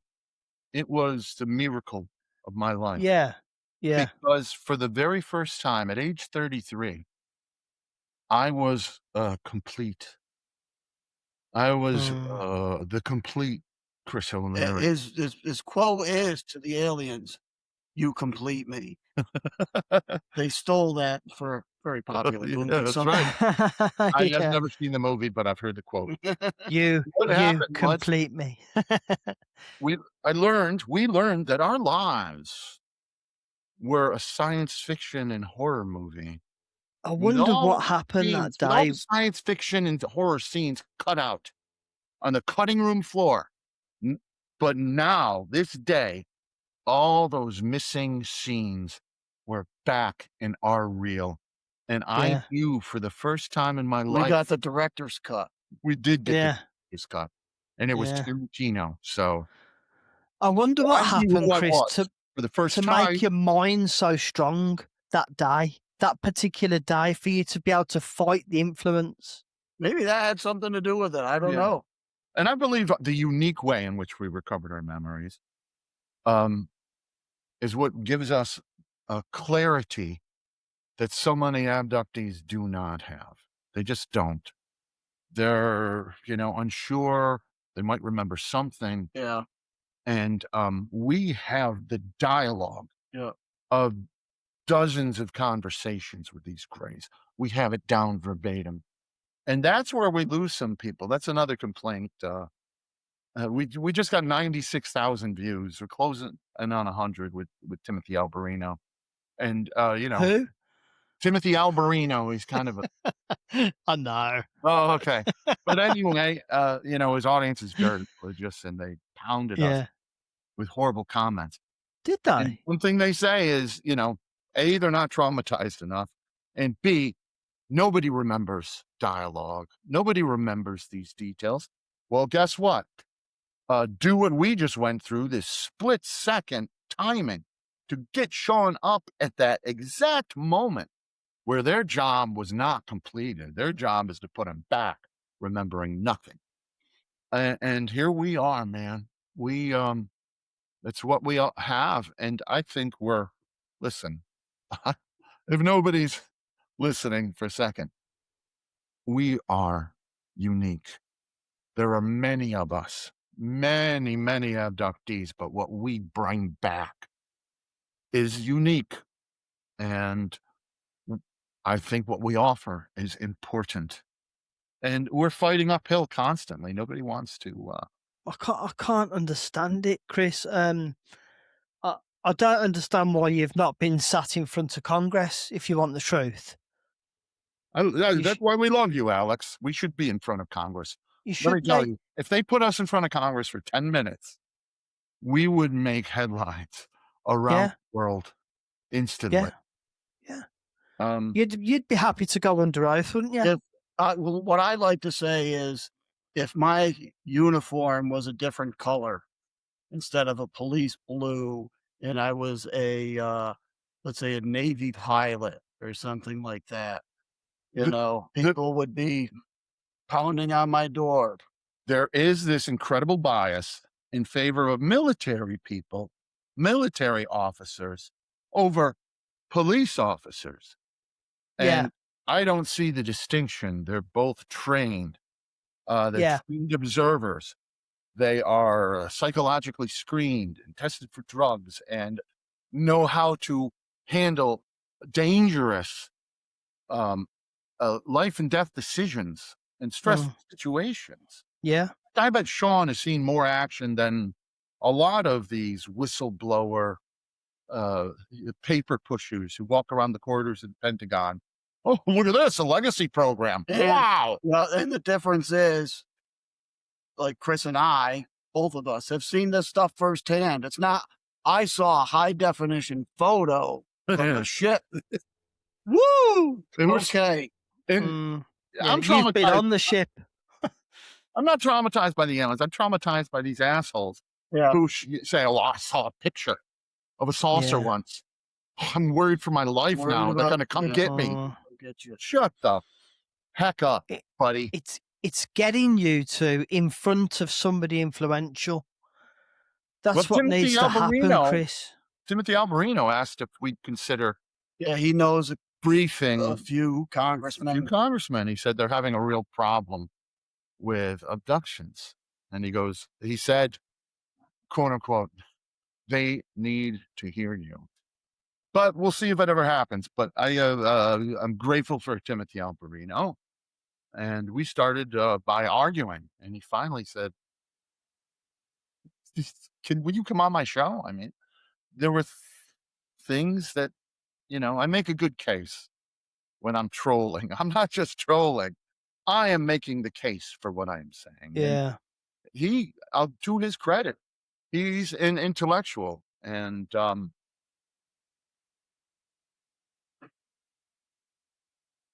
it did not. Yes, it did. Okay. Sorry, we had a little That's all right. battery issue. There are a couple of incidents that we did not discuss. And a couple of them are major incidents. I can't believe we didn't talk about them. One of Go them, for it. Let's hear it. well, one is when a mantis threatened to kill my parents and my dog. And another is when I was introduced to my hybrid son. So, which do you want to hear? Both. Okay, well, I'll tell it quickly. I was on an abduction, and they were walking me back to the shuttlecraft that takes us from the big ship or space platform to Mm, back home. mhm. And when I came to consciousness, I was already walking because they don't need you conscious to follow their orders and instructions. They could work you like a puppet. And I come to and I'm walking and I'm behind my two handlers, two tall gray handlers, and I kind of lag a little bit behind. Now, my legs are shorter and I'm not in such a hurry. These things, they walk at a rapid clip. So Mm, about 20 feet behind them, walking down this very curved corridor because the ships don't have a lot of right angles. They do not like right angles. There's no straight edges and 90-degree corners. Everything's curved like a beautiful woman or a Corvette Stingray. The ships are elegant, they're graceful. mm, And I'm walking this curved corridor, and I notice on the one wall a door was open, and I could sense something was going on. So I turned my head and I looked. And what I saw was there were two tall grays in there, and uh, they were helping this strange looking creature taller than them. He was at least 8 feet tall, and it looked like a grasshopper, um, or a praying mantis once I saw Mm. the forearms. And it was wearing a long, flowing purple robe, richly colored, and like not like a Hugh Hefner robe, but like a long, like a shogun robe. Yeah. And he wasn't green, he wasn't bright green, he was kind of brown, and he was old, and he was brittle. And remember what I said about telepathy going two ways? They're moving him, they're lifting him and putting him in a big chair. And I could feel the stiffness in him. I could feel the pain of him being moved. He was brittle and stiff. And then the doors, this was in the course of like 5 seconds as I was walking past this open door. And the door swished closed. And 3 seconds later, a voice booms in my head and the two handlers who were walking me in their heads. And it said, "Bring him back here. He saw me. Bring him back." And here's grays. I mean, they're complex. The tall gray was one of my handlers, and so he was, kind of responsible for me, and he kind of liked me, and he might have cared a little bit. And what he said was, "Oh," he responded to the mantis. He said, "Oh, he didn't see anything. We've got him under. Don't worry about it. And we've really got to get him back. It's short window. We got to get him back." And the mantis said, "He saw me. I saw through his eyes. He saw me. Bring him back here." Wow. And the tall guy said, "Okay. Yeah, okay." And he leaned down in my face and whispered, you know, telepathically, he said, "Don't speak. Do not speak. Don't say a word." And they walked me back, and the door opens, and we go in, and it wasn't a big room. And now there's four tall grays. There's my two, there's the two that helped him, and there's this mantis thing sitting on what was kind of like a throne Mm. that they moved him to. And we're okay, we're back. Now what? And the first thing the mantis said was, "Put him on his knees." And I thought, wow, that's kind of a asshole move. I mean, it's a Mm. power play. I'm 9. I'm Yeah. maybe 10. Put me on my knees? Is this gonna be like a gay thing, or is it like a gladiator movie? It sounded like a gladiator movie. And I was, offended, but, that's only because the grays were keeping me calm and cool. Mm. Mm. If my head was clear, I'd be like, "Yes, sir. I'm on my knees." He's more monstrous than the grays are. Yeah. So, man, the tall gray kind of puts me on my knees. "Just stay right here on your knees. Just be cool." And whenever something's really stressful and you've got your handlers, they will go in your head and keep you cool. They won't let you freak out and make things worse. So then the mantis, he stares at me and he starts saying, um, "You never saw me. You never saw me. You did not see me. And if you ever tell anyone you saw me, I will kill your parents." And I could sense the grays kind of went, "Oh, Jesus, that's too much, you know? It's like, whoa. And I bet they're thinking, listen, we take his mother all the time. We can't, she's part of our program. Mm. And the mantis, you know, he sensed that the Greys felt that was too much. I really think so. And he said, if you ever tell anyone you saw me, I will kill your dog. And then he said, what's your dog's name? What's your dog's name anyway? Huh? Let's see. And he starts doing telepathy on me. It was extremely painful. It wasn't like the Greys' telepathy. Mm. It was like he was pulling strings of dental floss out of my optic nerve through my eyeballs. I could feel it pulling me. I was Mm.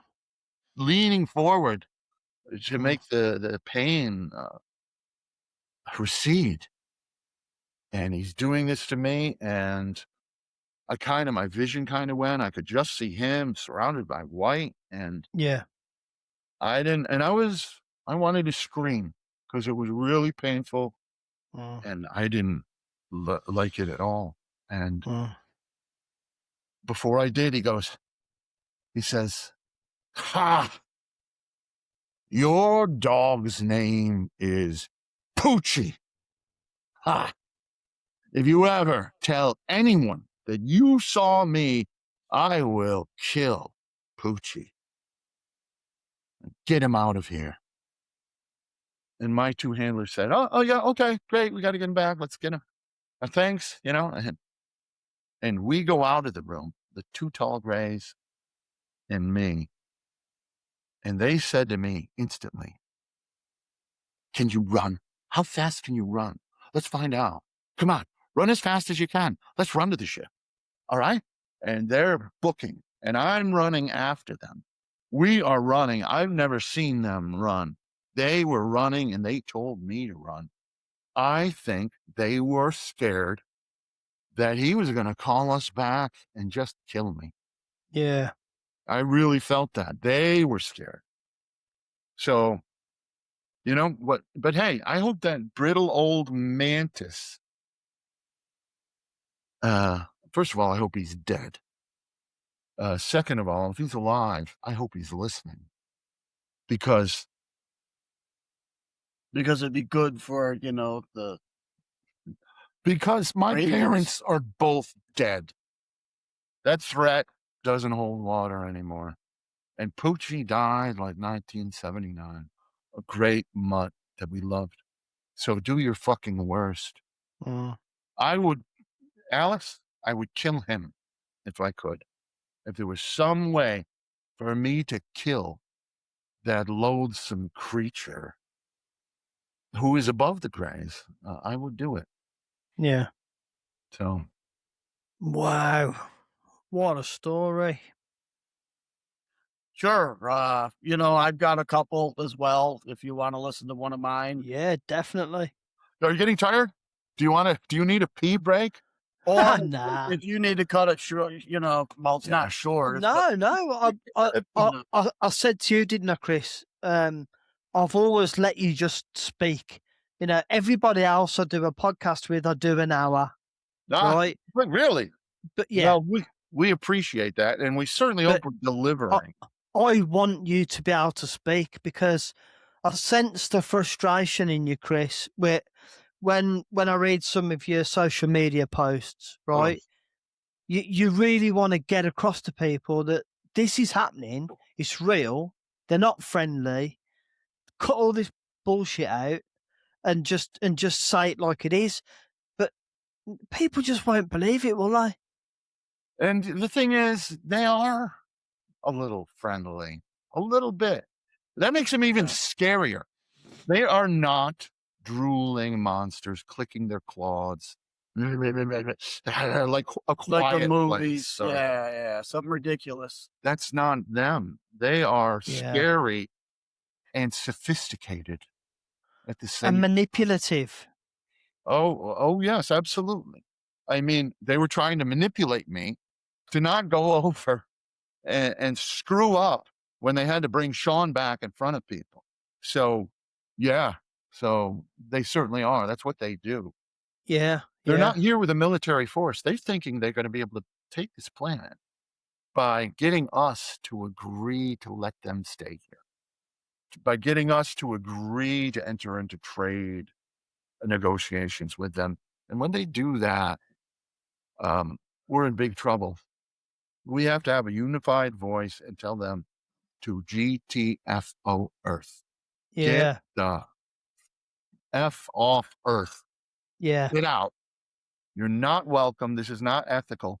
It's like approaching a planet full of babies and asking them to sign a contract. Mm, And don't even read the small print. There, mm, there's so many things about them that are so human, but are bad. They're politicians. They're capitalists. They're colonists. They're robber barons. They're real estate swindlers. They're liars. They're sexual abusers. They yeah, are all these horrible things that people are. These yeah, aliens are not as alien as you might think, even though they, of mm, course, are. And they're here the same reason Christopher Columbus found the Americas, yeah, yeah, because he wanted resources. And, yeah. you know, the strong I take think from the weak. it's important that we get past treating them like something from mythology Oh, yeah. and start treating them as the actual threat that they are. And I'll say this, we didn't discuss this, but before Sean gets to some things, is that they're not, a lot of people conflate them with whatever happened in antiquity, whatever happened with the Anunnaki and Yeah. Quetzalcoatl. These are Mm, not them. Okay. There's a lot of populated These worlds. aren't your ancestors' aliens. They are not. And I have no problem believing there were previous visitations, but this is the first attempt at a permanent settlement and takeover of this world. And they only arrived. This is where one place I lose people. They only arrived in the 20th century. mm, I, when they introduced me to my hybrid, he was a first generation hybrid and could not pass for human. And here, a scant 50 years later, they're indistinguishable from humans. There are several generations. So if they'd been here since the time of Moses, my our hybrids, they'd have all the hybrids they wanted, and they would look perfectly human. They just got here. They do made the you present. think they're mingled in, Chris, between us, or What's that? do you think that the hybrids are actually mingled in to our society? I believe so from what I read, but I can't say so for certain. Yes, and that's their purpose, as far as I can tell. They are here to hide in plain sight, to Yeah. blend in, and they have all the powers of control that the regular Greys have. It's strangely like the alien movie The Thing, where it can change into whatever it wants, but not quite the same way, of course. I don't know that that's what they're doing, but They've come up with a creature that is perfectly human looking on the outside, but 100% alien on the inside. And as they take this world, I doubt the Greys will ever reveal themselves. I think they'll be in control of this world and never reveal themselves because they give up the advantage they've had all these years. The hybrids will be the face of this, and they'll pass for humans, pass for politicians and leaders in commerce and religion, Do you where the think that's what's aliens are happening also now? very involved in those areas. They Do are you not. think that's already happening, Chris? Uh, I think it's probably imminent. If you read Dr. Jacobs, I don't like to refer to other people, but he believes so. But he talks to 700 abductees, and it's just the two of us here. So I'm, but you were going to say, Sean. I was going to talk about one of my cases, or one of my incidents, if you wanted to hear it. I'd love to. I'd But love to. would you rather hear about where they did something for my benefit, or where I saw them control somebody? How about they did something for your benefit? All right. Sure. They showed up one night. Okay. And I had it in my head. I wanted something out of this. I I wanted to do something very specific. I wish I Look, was this guy. I won't tell you what it is at the beginning because it'll kind of ruin the end of the story. Okay. And the short gray said, maybe on the way back. Okay. So we go and do our thing and we're on our way back. So I'm like, all right, we're on our way back. So I'm standing next to him. He's on my left. We're towards the front of the ship. So I say, well, we're on our way back now. How about we do that thing you said maybe on the way back? And I could tell that, you know, he wasn't really having it. So, uh, and talking back and forth with him, the tall gray standing behind us in like the center of the craft. He says, and he says this when he wants to know. He says, "What's going on over there?"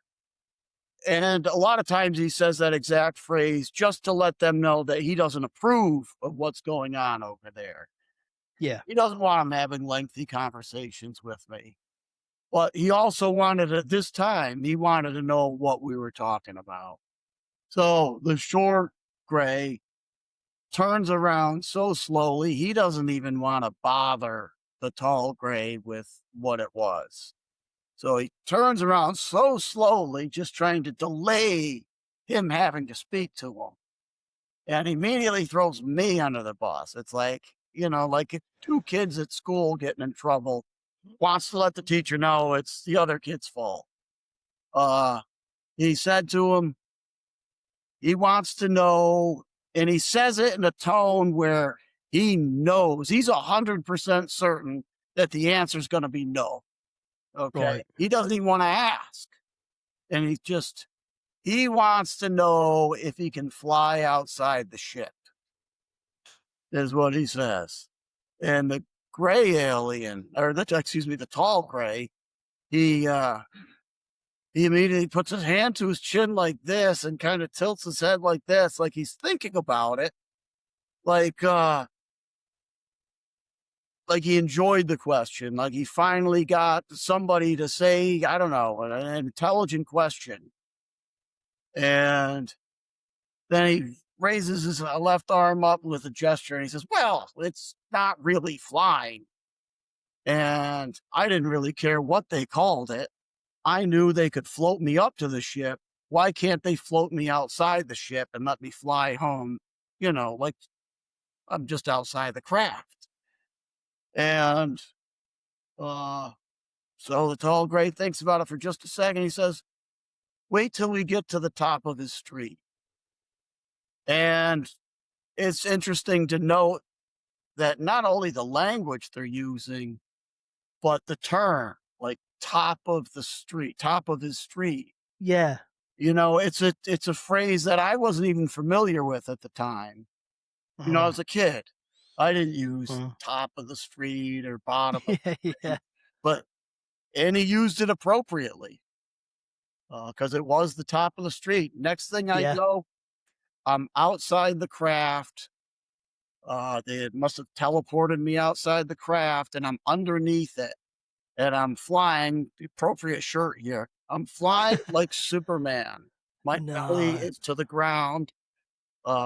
I'm parallel to the ground, and I'm flying. I'm right over the center of the street too. It's not like they're flying over the houses down the road. They're flying right down the middle of the road.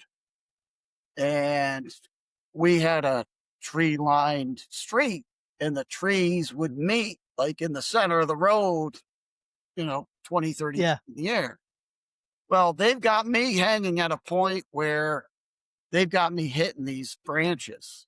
I don't Oh, know if they thought it was funny or they were going to teach me a lesson for asking about it. But there's the small branches. It's not a giant branch, but I'll yeah. be hitting Yeah. these things, and I'm, not happy about it at first. But then I said to myself, "This is my chance to get some evidence." My mother has told me, She doesn't believe me. This will be the proof that they took me. So I grabbed a small stick and with some leaves out of one of the trees. And by the time I got down to the end, or not the end of the street, midway through the street where my house was, they teleported me right into the bedroom. And I was just kind of sitting upright in my bed. And there were the leaves. And in the morning, the leaves were there in my bed, showed them to my mother. She said, "Oh, you could have got them anywhere," which was true, you know? Wow. Yeah. Crazy. So interesting. So you have actually flown like Superman. Yeah, it was weird. I asked for it. It goes to show you that if you talk to them, you can kind of talk them into doing things. It's not the only time. I don't know. It's weird. It's like we have lived 2 different lives with these aliens. They wouldn't, Yeah. you know, they wouldn't do that for me, but I think it's your character types, Chris, because you're like the way you challenged them when they were trying to get you to go home and have a shower first, have a bit of a rest. You fought it, didn't you, in your mind? You fought that. And it's a good job you did, because otherwise, it's like you said, Sean, we you wouldn't be wouldn't here. be sitting here now. Yeah. We'd be on a bowling team or something. They even one time they stopped when they didn't have to. They weren't scheduled to abduct me, and one of them showed up, and I was excited to see him. And he says, "We don't need you, but we were in the area, and we wanted to know if you wanted to come out with us, take a ride." Could And I was like, "Yeah." I So I have off we not heard went. this. I've not Really? heard this. This is astonishing, right?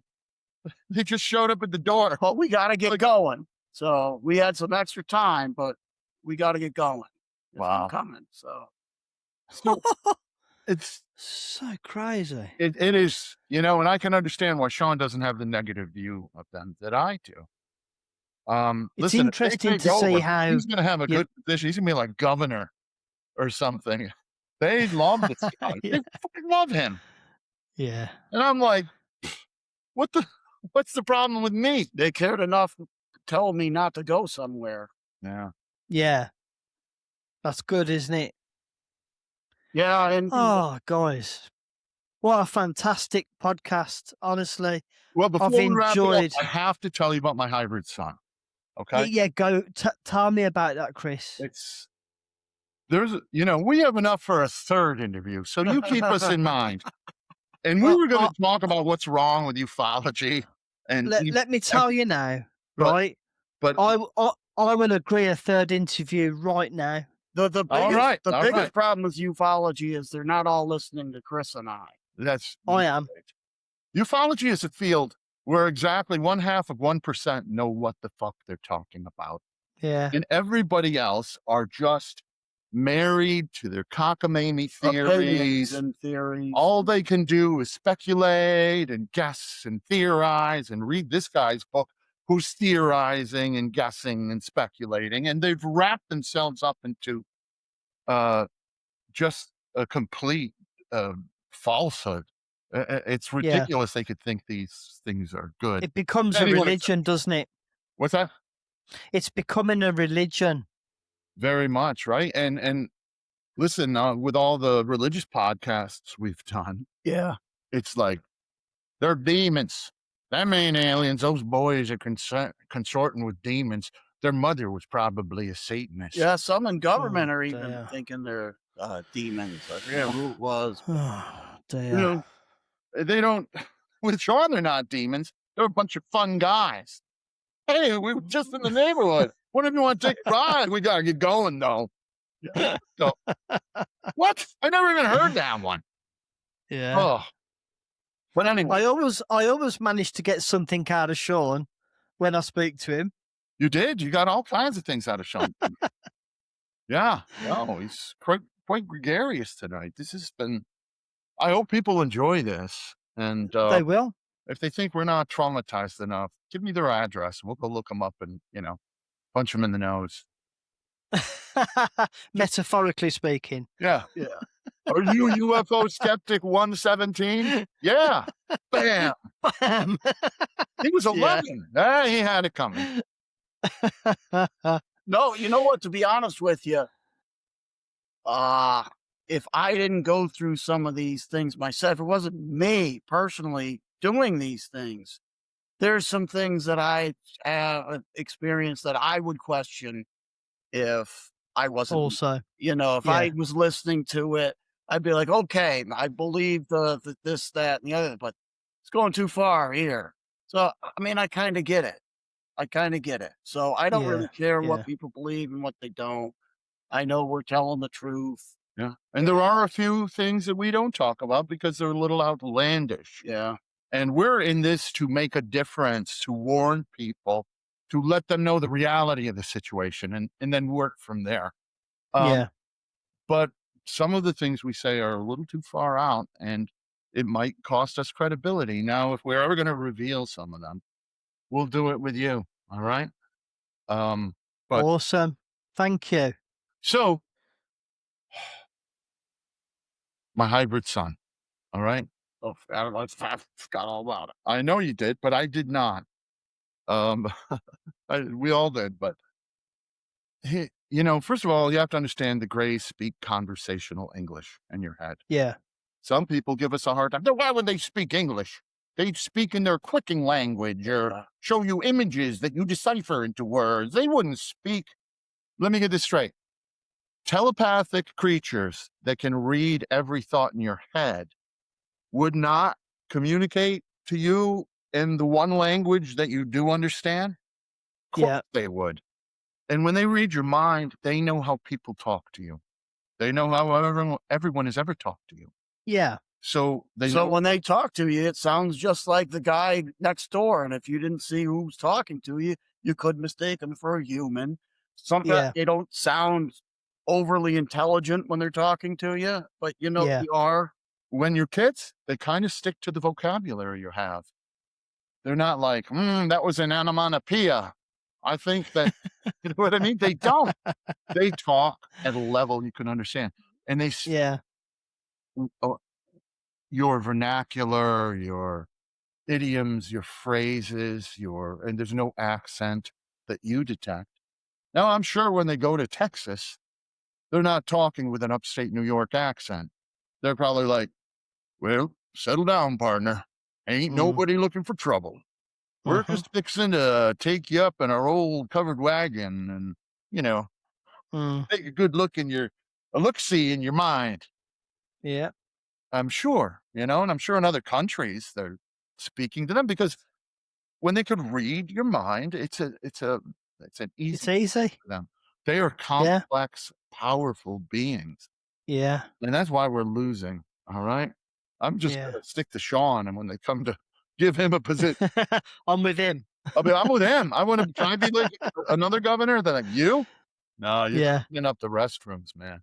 yeah, So at any rate, it's another case where they're walking me after an abduction mm, to get on the ships to go home, all right? yeah, They're walking me, and these ships, I say ships, but they're as big as an airport.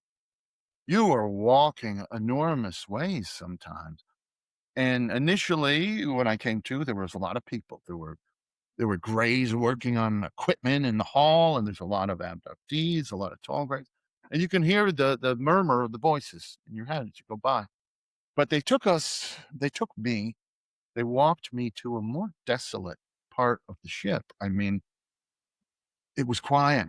I couldn't hear a mm, single voice in my head. And mm, where we are, the corridor got narrower and narrower. It was like 4 feet. It was very tightly curved now, almost like we were at the center, but like at the bottom of the ship.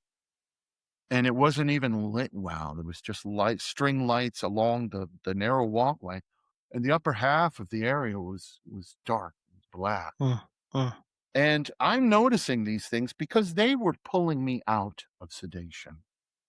They were raising my level of consciousness. Now, not to fully human alert, but not the stupid drunkard in a stupor. in a trance. And so I'm noticing these hallways. I'm noticing everything. And they don't usually like it when you do that. They don't Mm. want you taking mental notes. No. But and when you do, they turn your sedation up. It's like Yeah. an IV, a little button in your head that they do. But they were bringing me out of it. Mm. So I was maybe 70%, which is a lot. I mean, if you're 100%, you're gonna try and punch them in the throat and curl up on a fetal position, wet yourself. Yeah. Yeah. Hysterics and violence. If you're fully conscious, those are your two go-tos. Yeah. But so I was getting up there, but we come to a place and we stop, and there's equipment there, and there are these big tanks filled with a red liquid that is well lit. There were maybe 4 of them. There was nothing in them, but it was clearly like a lab kind of equipment thing. And and we stopped, and they said, "Hey," like that. "Hey," almost like Fonzie. I almost "Hey." said it, but I didn't wanna You ruin your can story. He said, "Hey," in your head, perfectly. "We were wondering, would you do us a favor?" And it sounded like, some buddy in college asking you to help him move. Mhm. You can pick up that end of the couch and we can get this. And because I'm still under their sway, I said, "Sure. Yeah, happy to. What do you need, boys?" Something like that.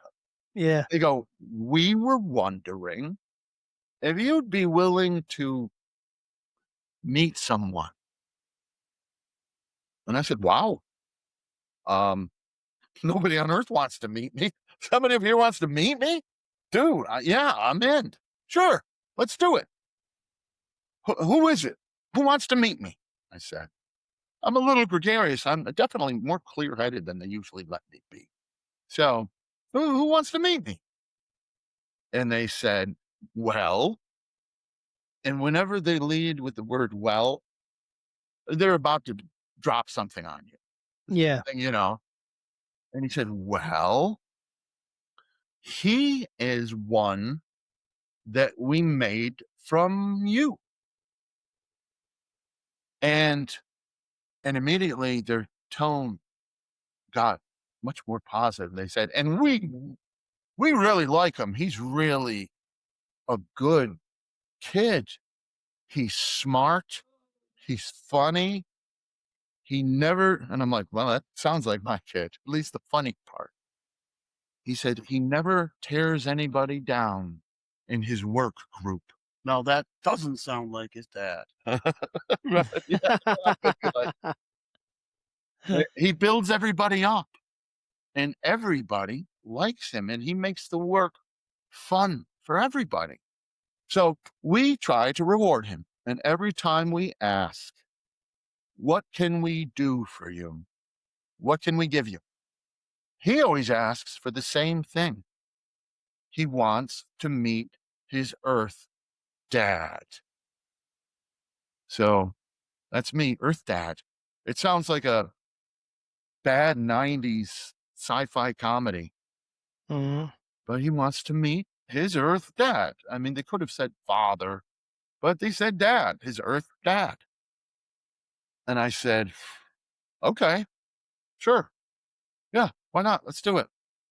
I'm not really comprehending this. The this mind, you know, Yeah. thing they're laying on me. It's a weighted issue. I'm still like, "Yeah, sure. Yeah, bring them out. Let's go. Let's do it. Let's do this thing. You tall SOBs, come on, get him." And they said, "Oh, wait a minute. Before we bring him out, you have to understand a couple of things. One, you're going to think he looks, you're going to think he doesn't look like you. All right. You're going to think he looks weird. You're going to think he looks strange. But you cannot think that because he is like us. if you think that He hears he it. looks weird, he will hear you and Yeah. he will be devastated. He has been looking forward to this forever. Mm, So you cannot think he looks weird. mm. And they said, we, him and the other handler, tall gray, are going to be in there with you. And he didn't mean in the room, he meant in my head. We're going to be Right. in there with you, helping you not think that he looks weird. Yeah. But we cannot do it alone. You have to also think he doesn't look weird. Yeah. And, he will be devastated. So I said, okay, he doesn't look weird. I get it. And they said, no, do you understand this? They said, don't screw this up. We like this kid. They weren't doing this for my benefit. Like, let's have a meeting of Yeah. Earth and hybrid, and this will be like an ambassador and a great moment. I was just the guy they get sperm from. Mm. I was just a guy they dragged around. I'm not Mr. Joyride. Here, let's go for a joyride. We're going to get malted and Yeah. milkshakes first. No, none of that with me. And they just didn't want me to screw this up because they wanted to reward this kid. And that's as close to them liking and caring about someone or something that I ever heard from them. They were Yeah. really, they were proud of him and they were Yeah. surprised and pleased at what he added. Because apparently, the way it sounded, like these are vicious things that tear each other down and don't get with the program, let alone being funny. So I said, I get it. I get it. I won't screw it up. He doesn't look weird. And they said, okay, bring him out. And at that point, we had stopped where our curved walkway uh, intersected with one that went off curved perpendicular to us. And all of a sudden, it was very dark. All of a sudden, out comes a gray handler with this hybrid child. And it was a female. Okay. It was a female gray. And it was the only time I've Not the ever, child. no, the gray who was Was carrying female. the kid was a female. Yeah. From Sean seen a female. This was the first time I did. And it's funny. They're Mm. like nurses, teachers. It's very 1950s. Yeah. Yeah. So out they come, and she doesn't look like any different from them. Mm. There's no boobs, there's no shaking her Mm. hips, no lipstick, Mm. nothing, but you can hear her voice. And she is definitely a female. Mhm. And her whole attitude was caring and nurturing. So here's this kid, and I'm face to face with him. And he's short. He's maybe 3.5 feet tall. And I didn't think he looked weird. I thought he looked adorable. I gotta tell you. But that was probably partially them working on me. Yeah. But he did look a little weird. He had a big round head. He had a little small torso and short arms and short legs.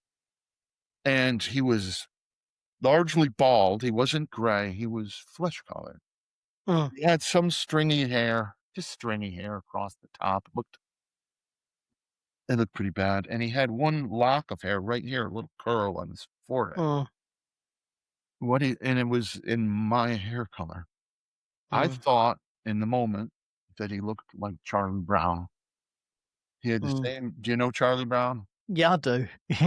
Same proportions, a big head, Yeah. bald, a forelock of hair, and then the tiny Yeah. arms and legs. Yeah.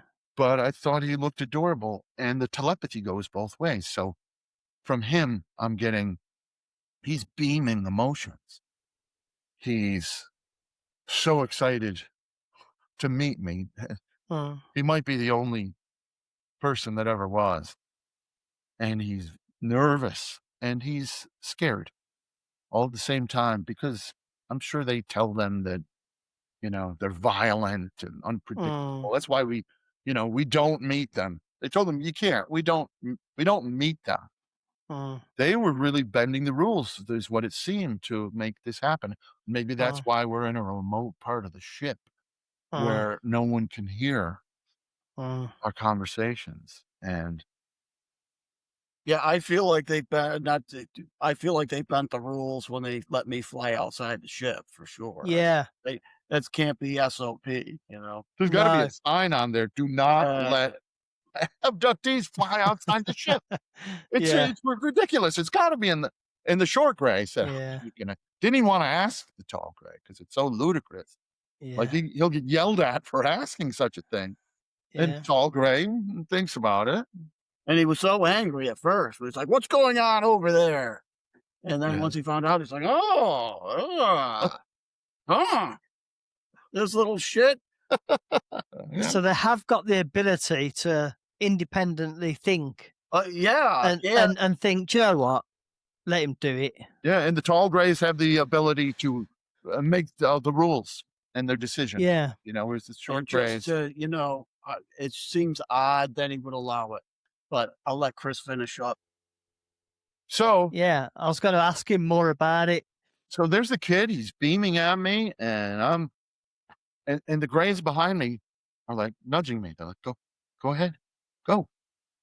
Talk to him. Go ahead." And I'm like, "What the hell does he want me to say?" This is like a space Maury Povich episode. "You are the father of LX-17 Xenon Saturn W," Yeah. you know? So I didn't know what to say.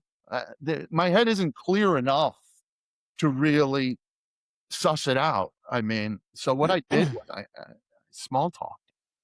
I'm ashamed about it, but I was like, "Hey, so great to meet you. I hear great things. I hear you're doing good in your school or your job or whatever it is, and everybody likes you, and that's just fantastic. I think that's awesome. Good for you." Just empty, you know, empty talk. I didn't know what to say. And what the kid did, he ignored it, you know. He was like above it. He Mm, ignored my small talk, and what he did was he raised his little hand and he pointed at my chest and he said, "Who are they? Do you love them? Are they are they family to us? Are they important to you?" And I'm like, "What?" And I look down and I'm wearing a t-shirt. I was 17 at the time.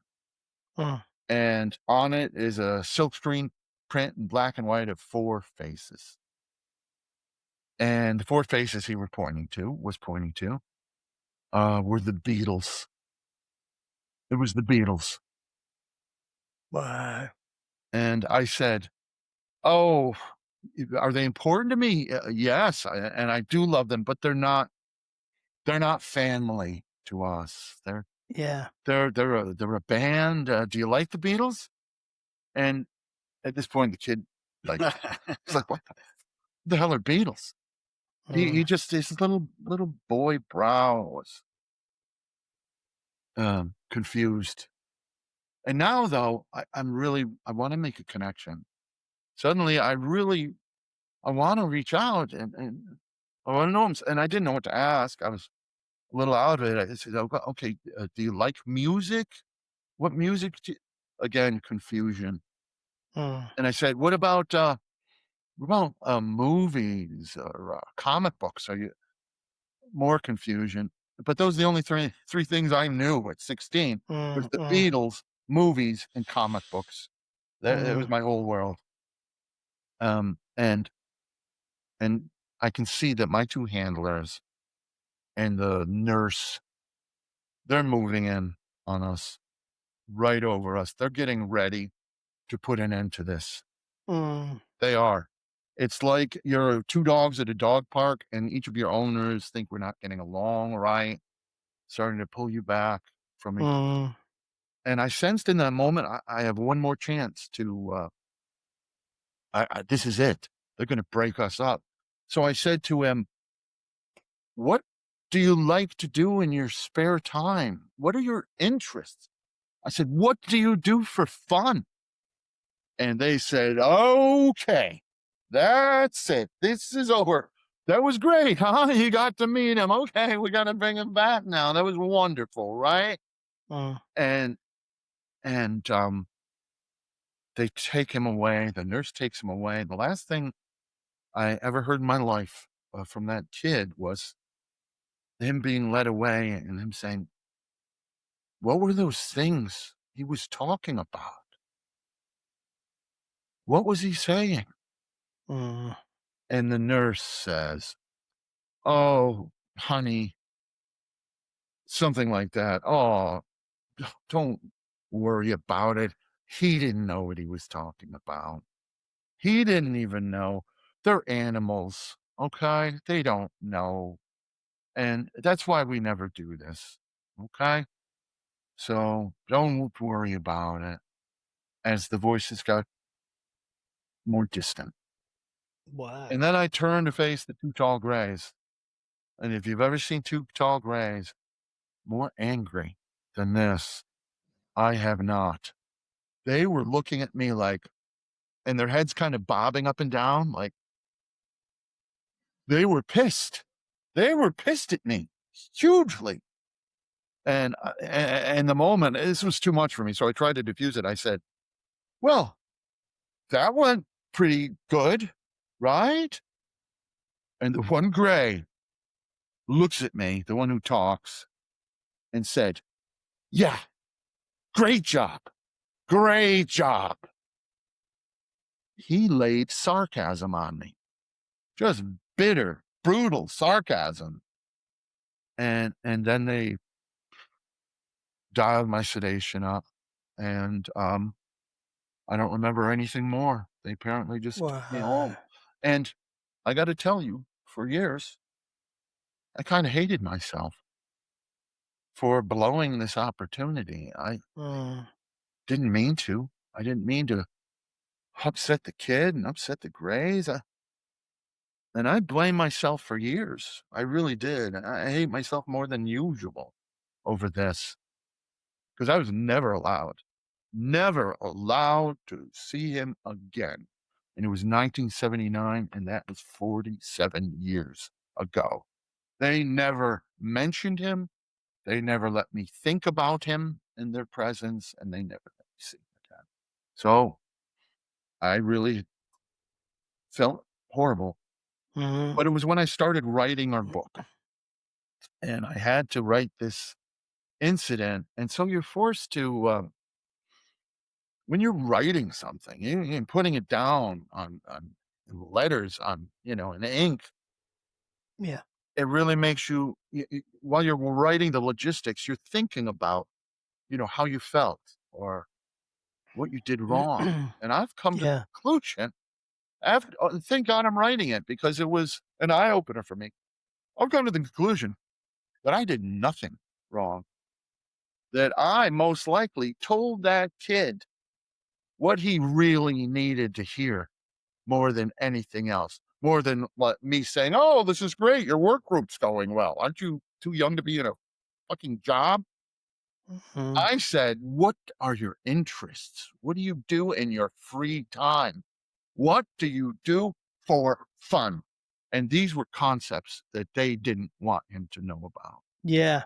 at all. They're about work and obedience and doing a good job and doing what you're supposed to. So I think I told that kid exactly what he needed to hear. Now, Yeah. I hope I didn't get him in trouble, but and that's the only kid I have in this, not in this world. And It any, must be still going somewhere. is he? Maybe, I don't know how long they live. 47 years. I mean, Maybe longer than us. maybe. and I fantasized many times if I could, I would have grabbed him, brought him home, introduced him to his grandmother and his brothers, right? Keep him in the house. When we take him out, we say he's got some condition. Mm. I would have loved it. And you know what? Mom would have never allowed that. She would have, I don't know. Yeah. I don't know. I don't know about that. Um, but I think the one takeaway from this is that that child, half alien, half human, and he's half mine, the other half is them. And, on this world, the most a man can have is half the child because the Yeah, half is the woman. still your child. Yes, it's half my child. It was my child. I get no Yeah. parental rights, no visitation. I never got to see him again. And I feel, So you lucked out. well, no child support is a good thing, but I could fight that in like world court. But Yeah. I feel bad. And I've never had children. And Sean's never had children. And I've had a lot of chances and I've had a lot of women demand it, but I've always said no. And, Sh- you Do know, you think? Do you think that maybe you haven't because of what's been happening to you guys, that's and that exactly you why don't? I've made a conscious decision to never Yeah. have a child because no matter how much the woman I love, no matter how much I love her, she wants children with me. How could I love a woman if I give her children that will be kidnapped by monsters throughout their lives? Yeah. And it will be all my fault. Our abductions are nobody's fault. But if I make the decision to have children, they're going to be taking her. They're going to be Yeah. taking these kids, and the cycle is going to go again and again, and they'll lead half And lives. who knows how well they'll handle it. I mean, Yeah. I've handled it okay. I could not do that Mm, to children, and I could not do that to a woman I've loved, and mm, I've loved women very much.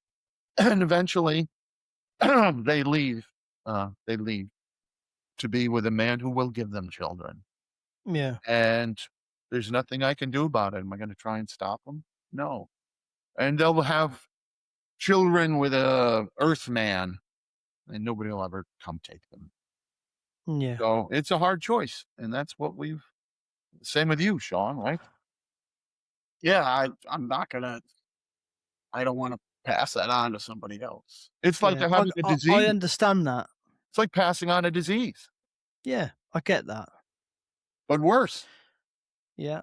If So, there's one thing that you guys could tell people out in the outside world, if there's one thing you could tell them about this experience and about what's happening, what would it be?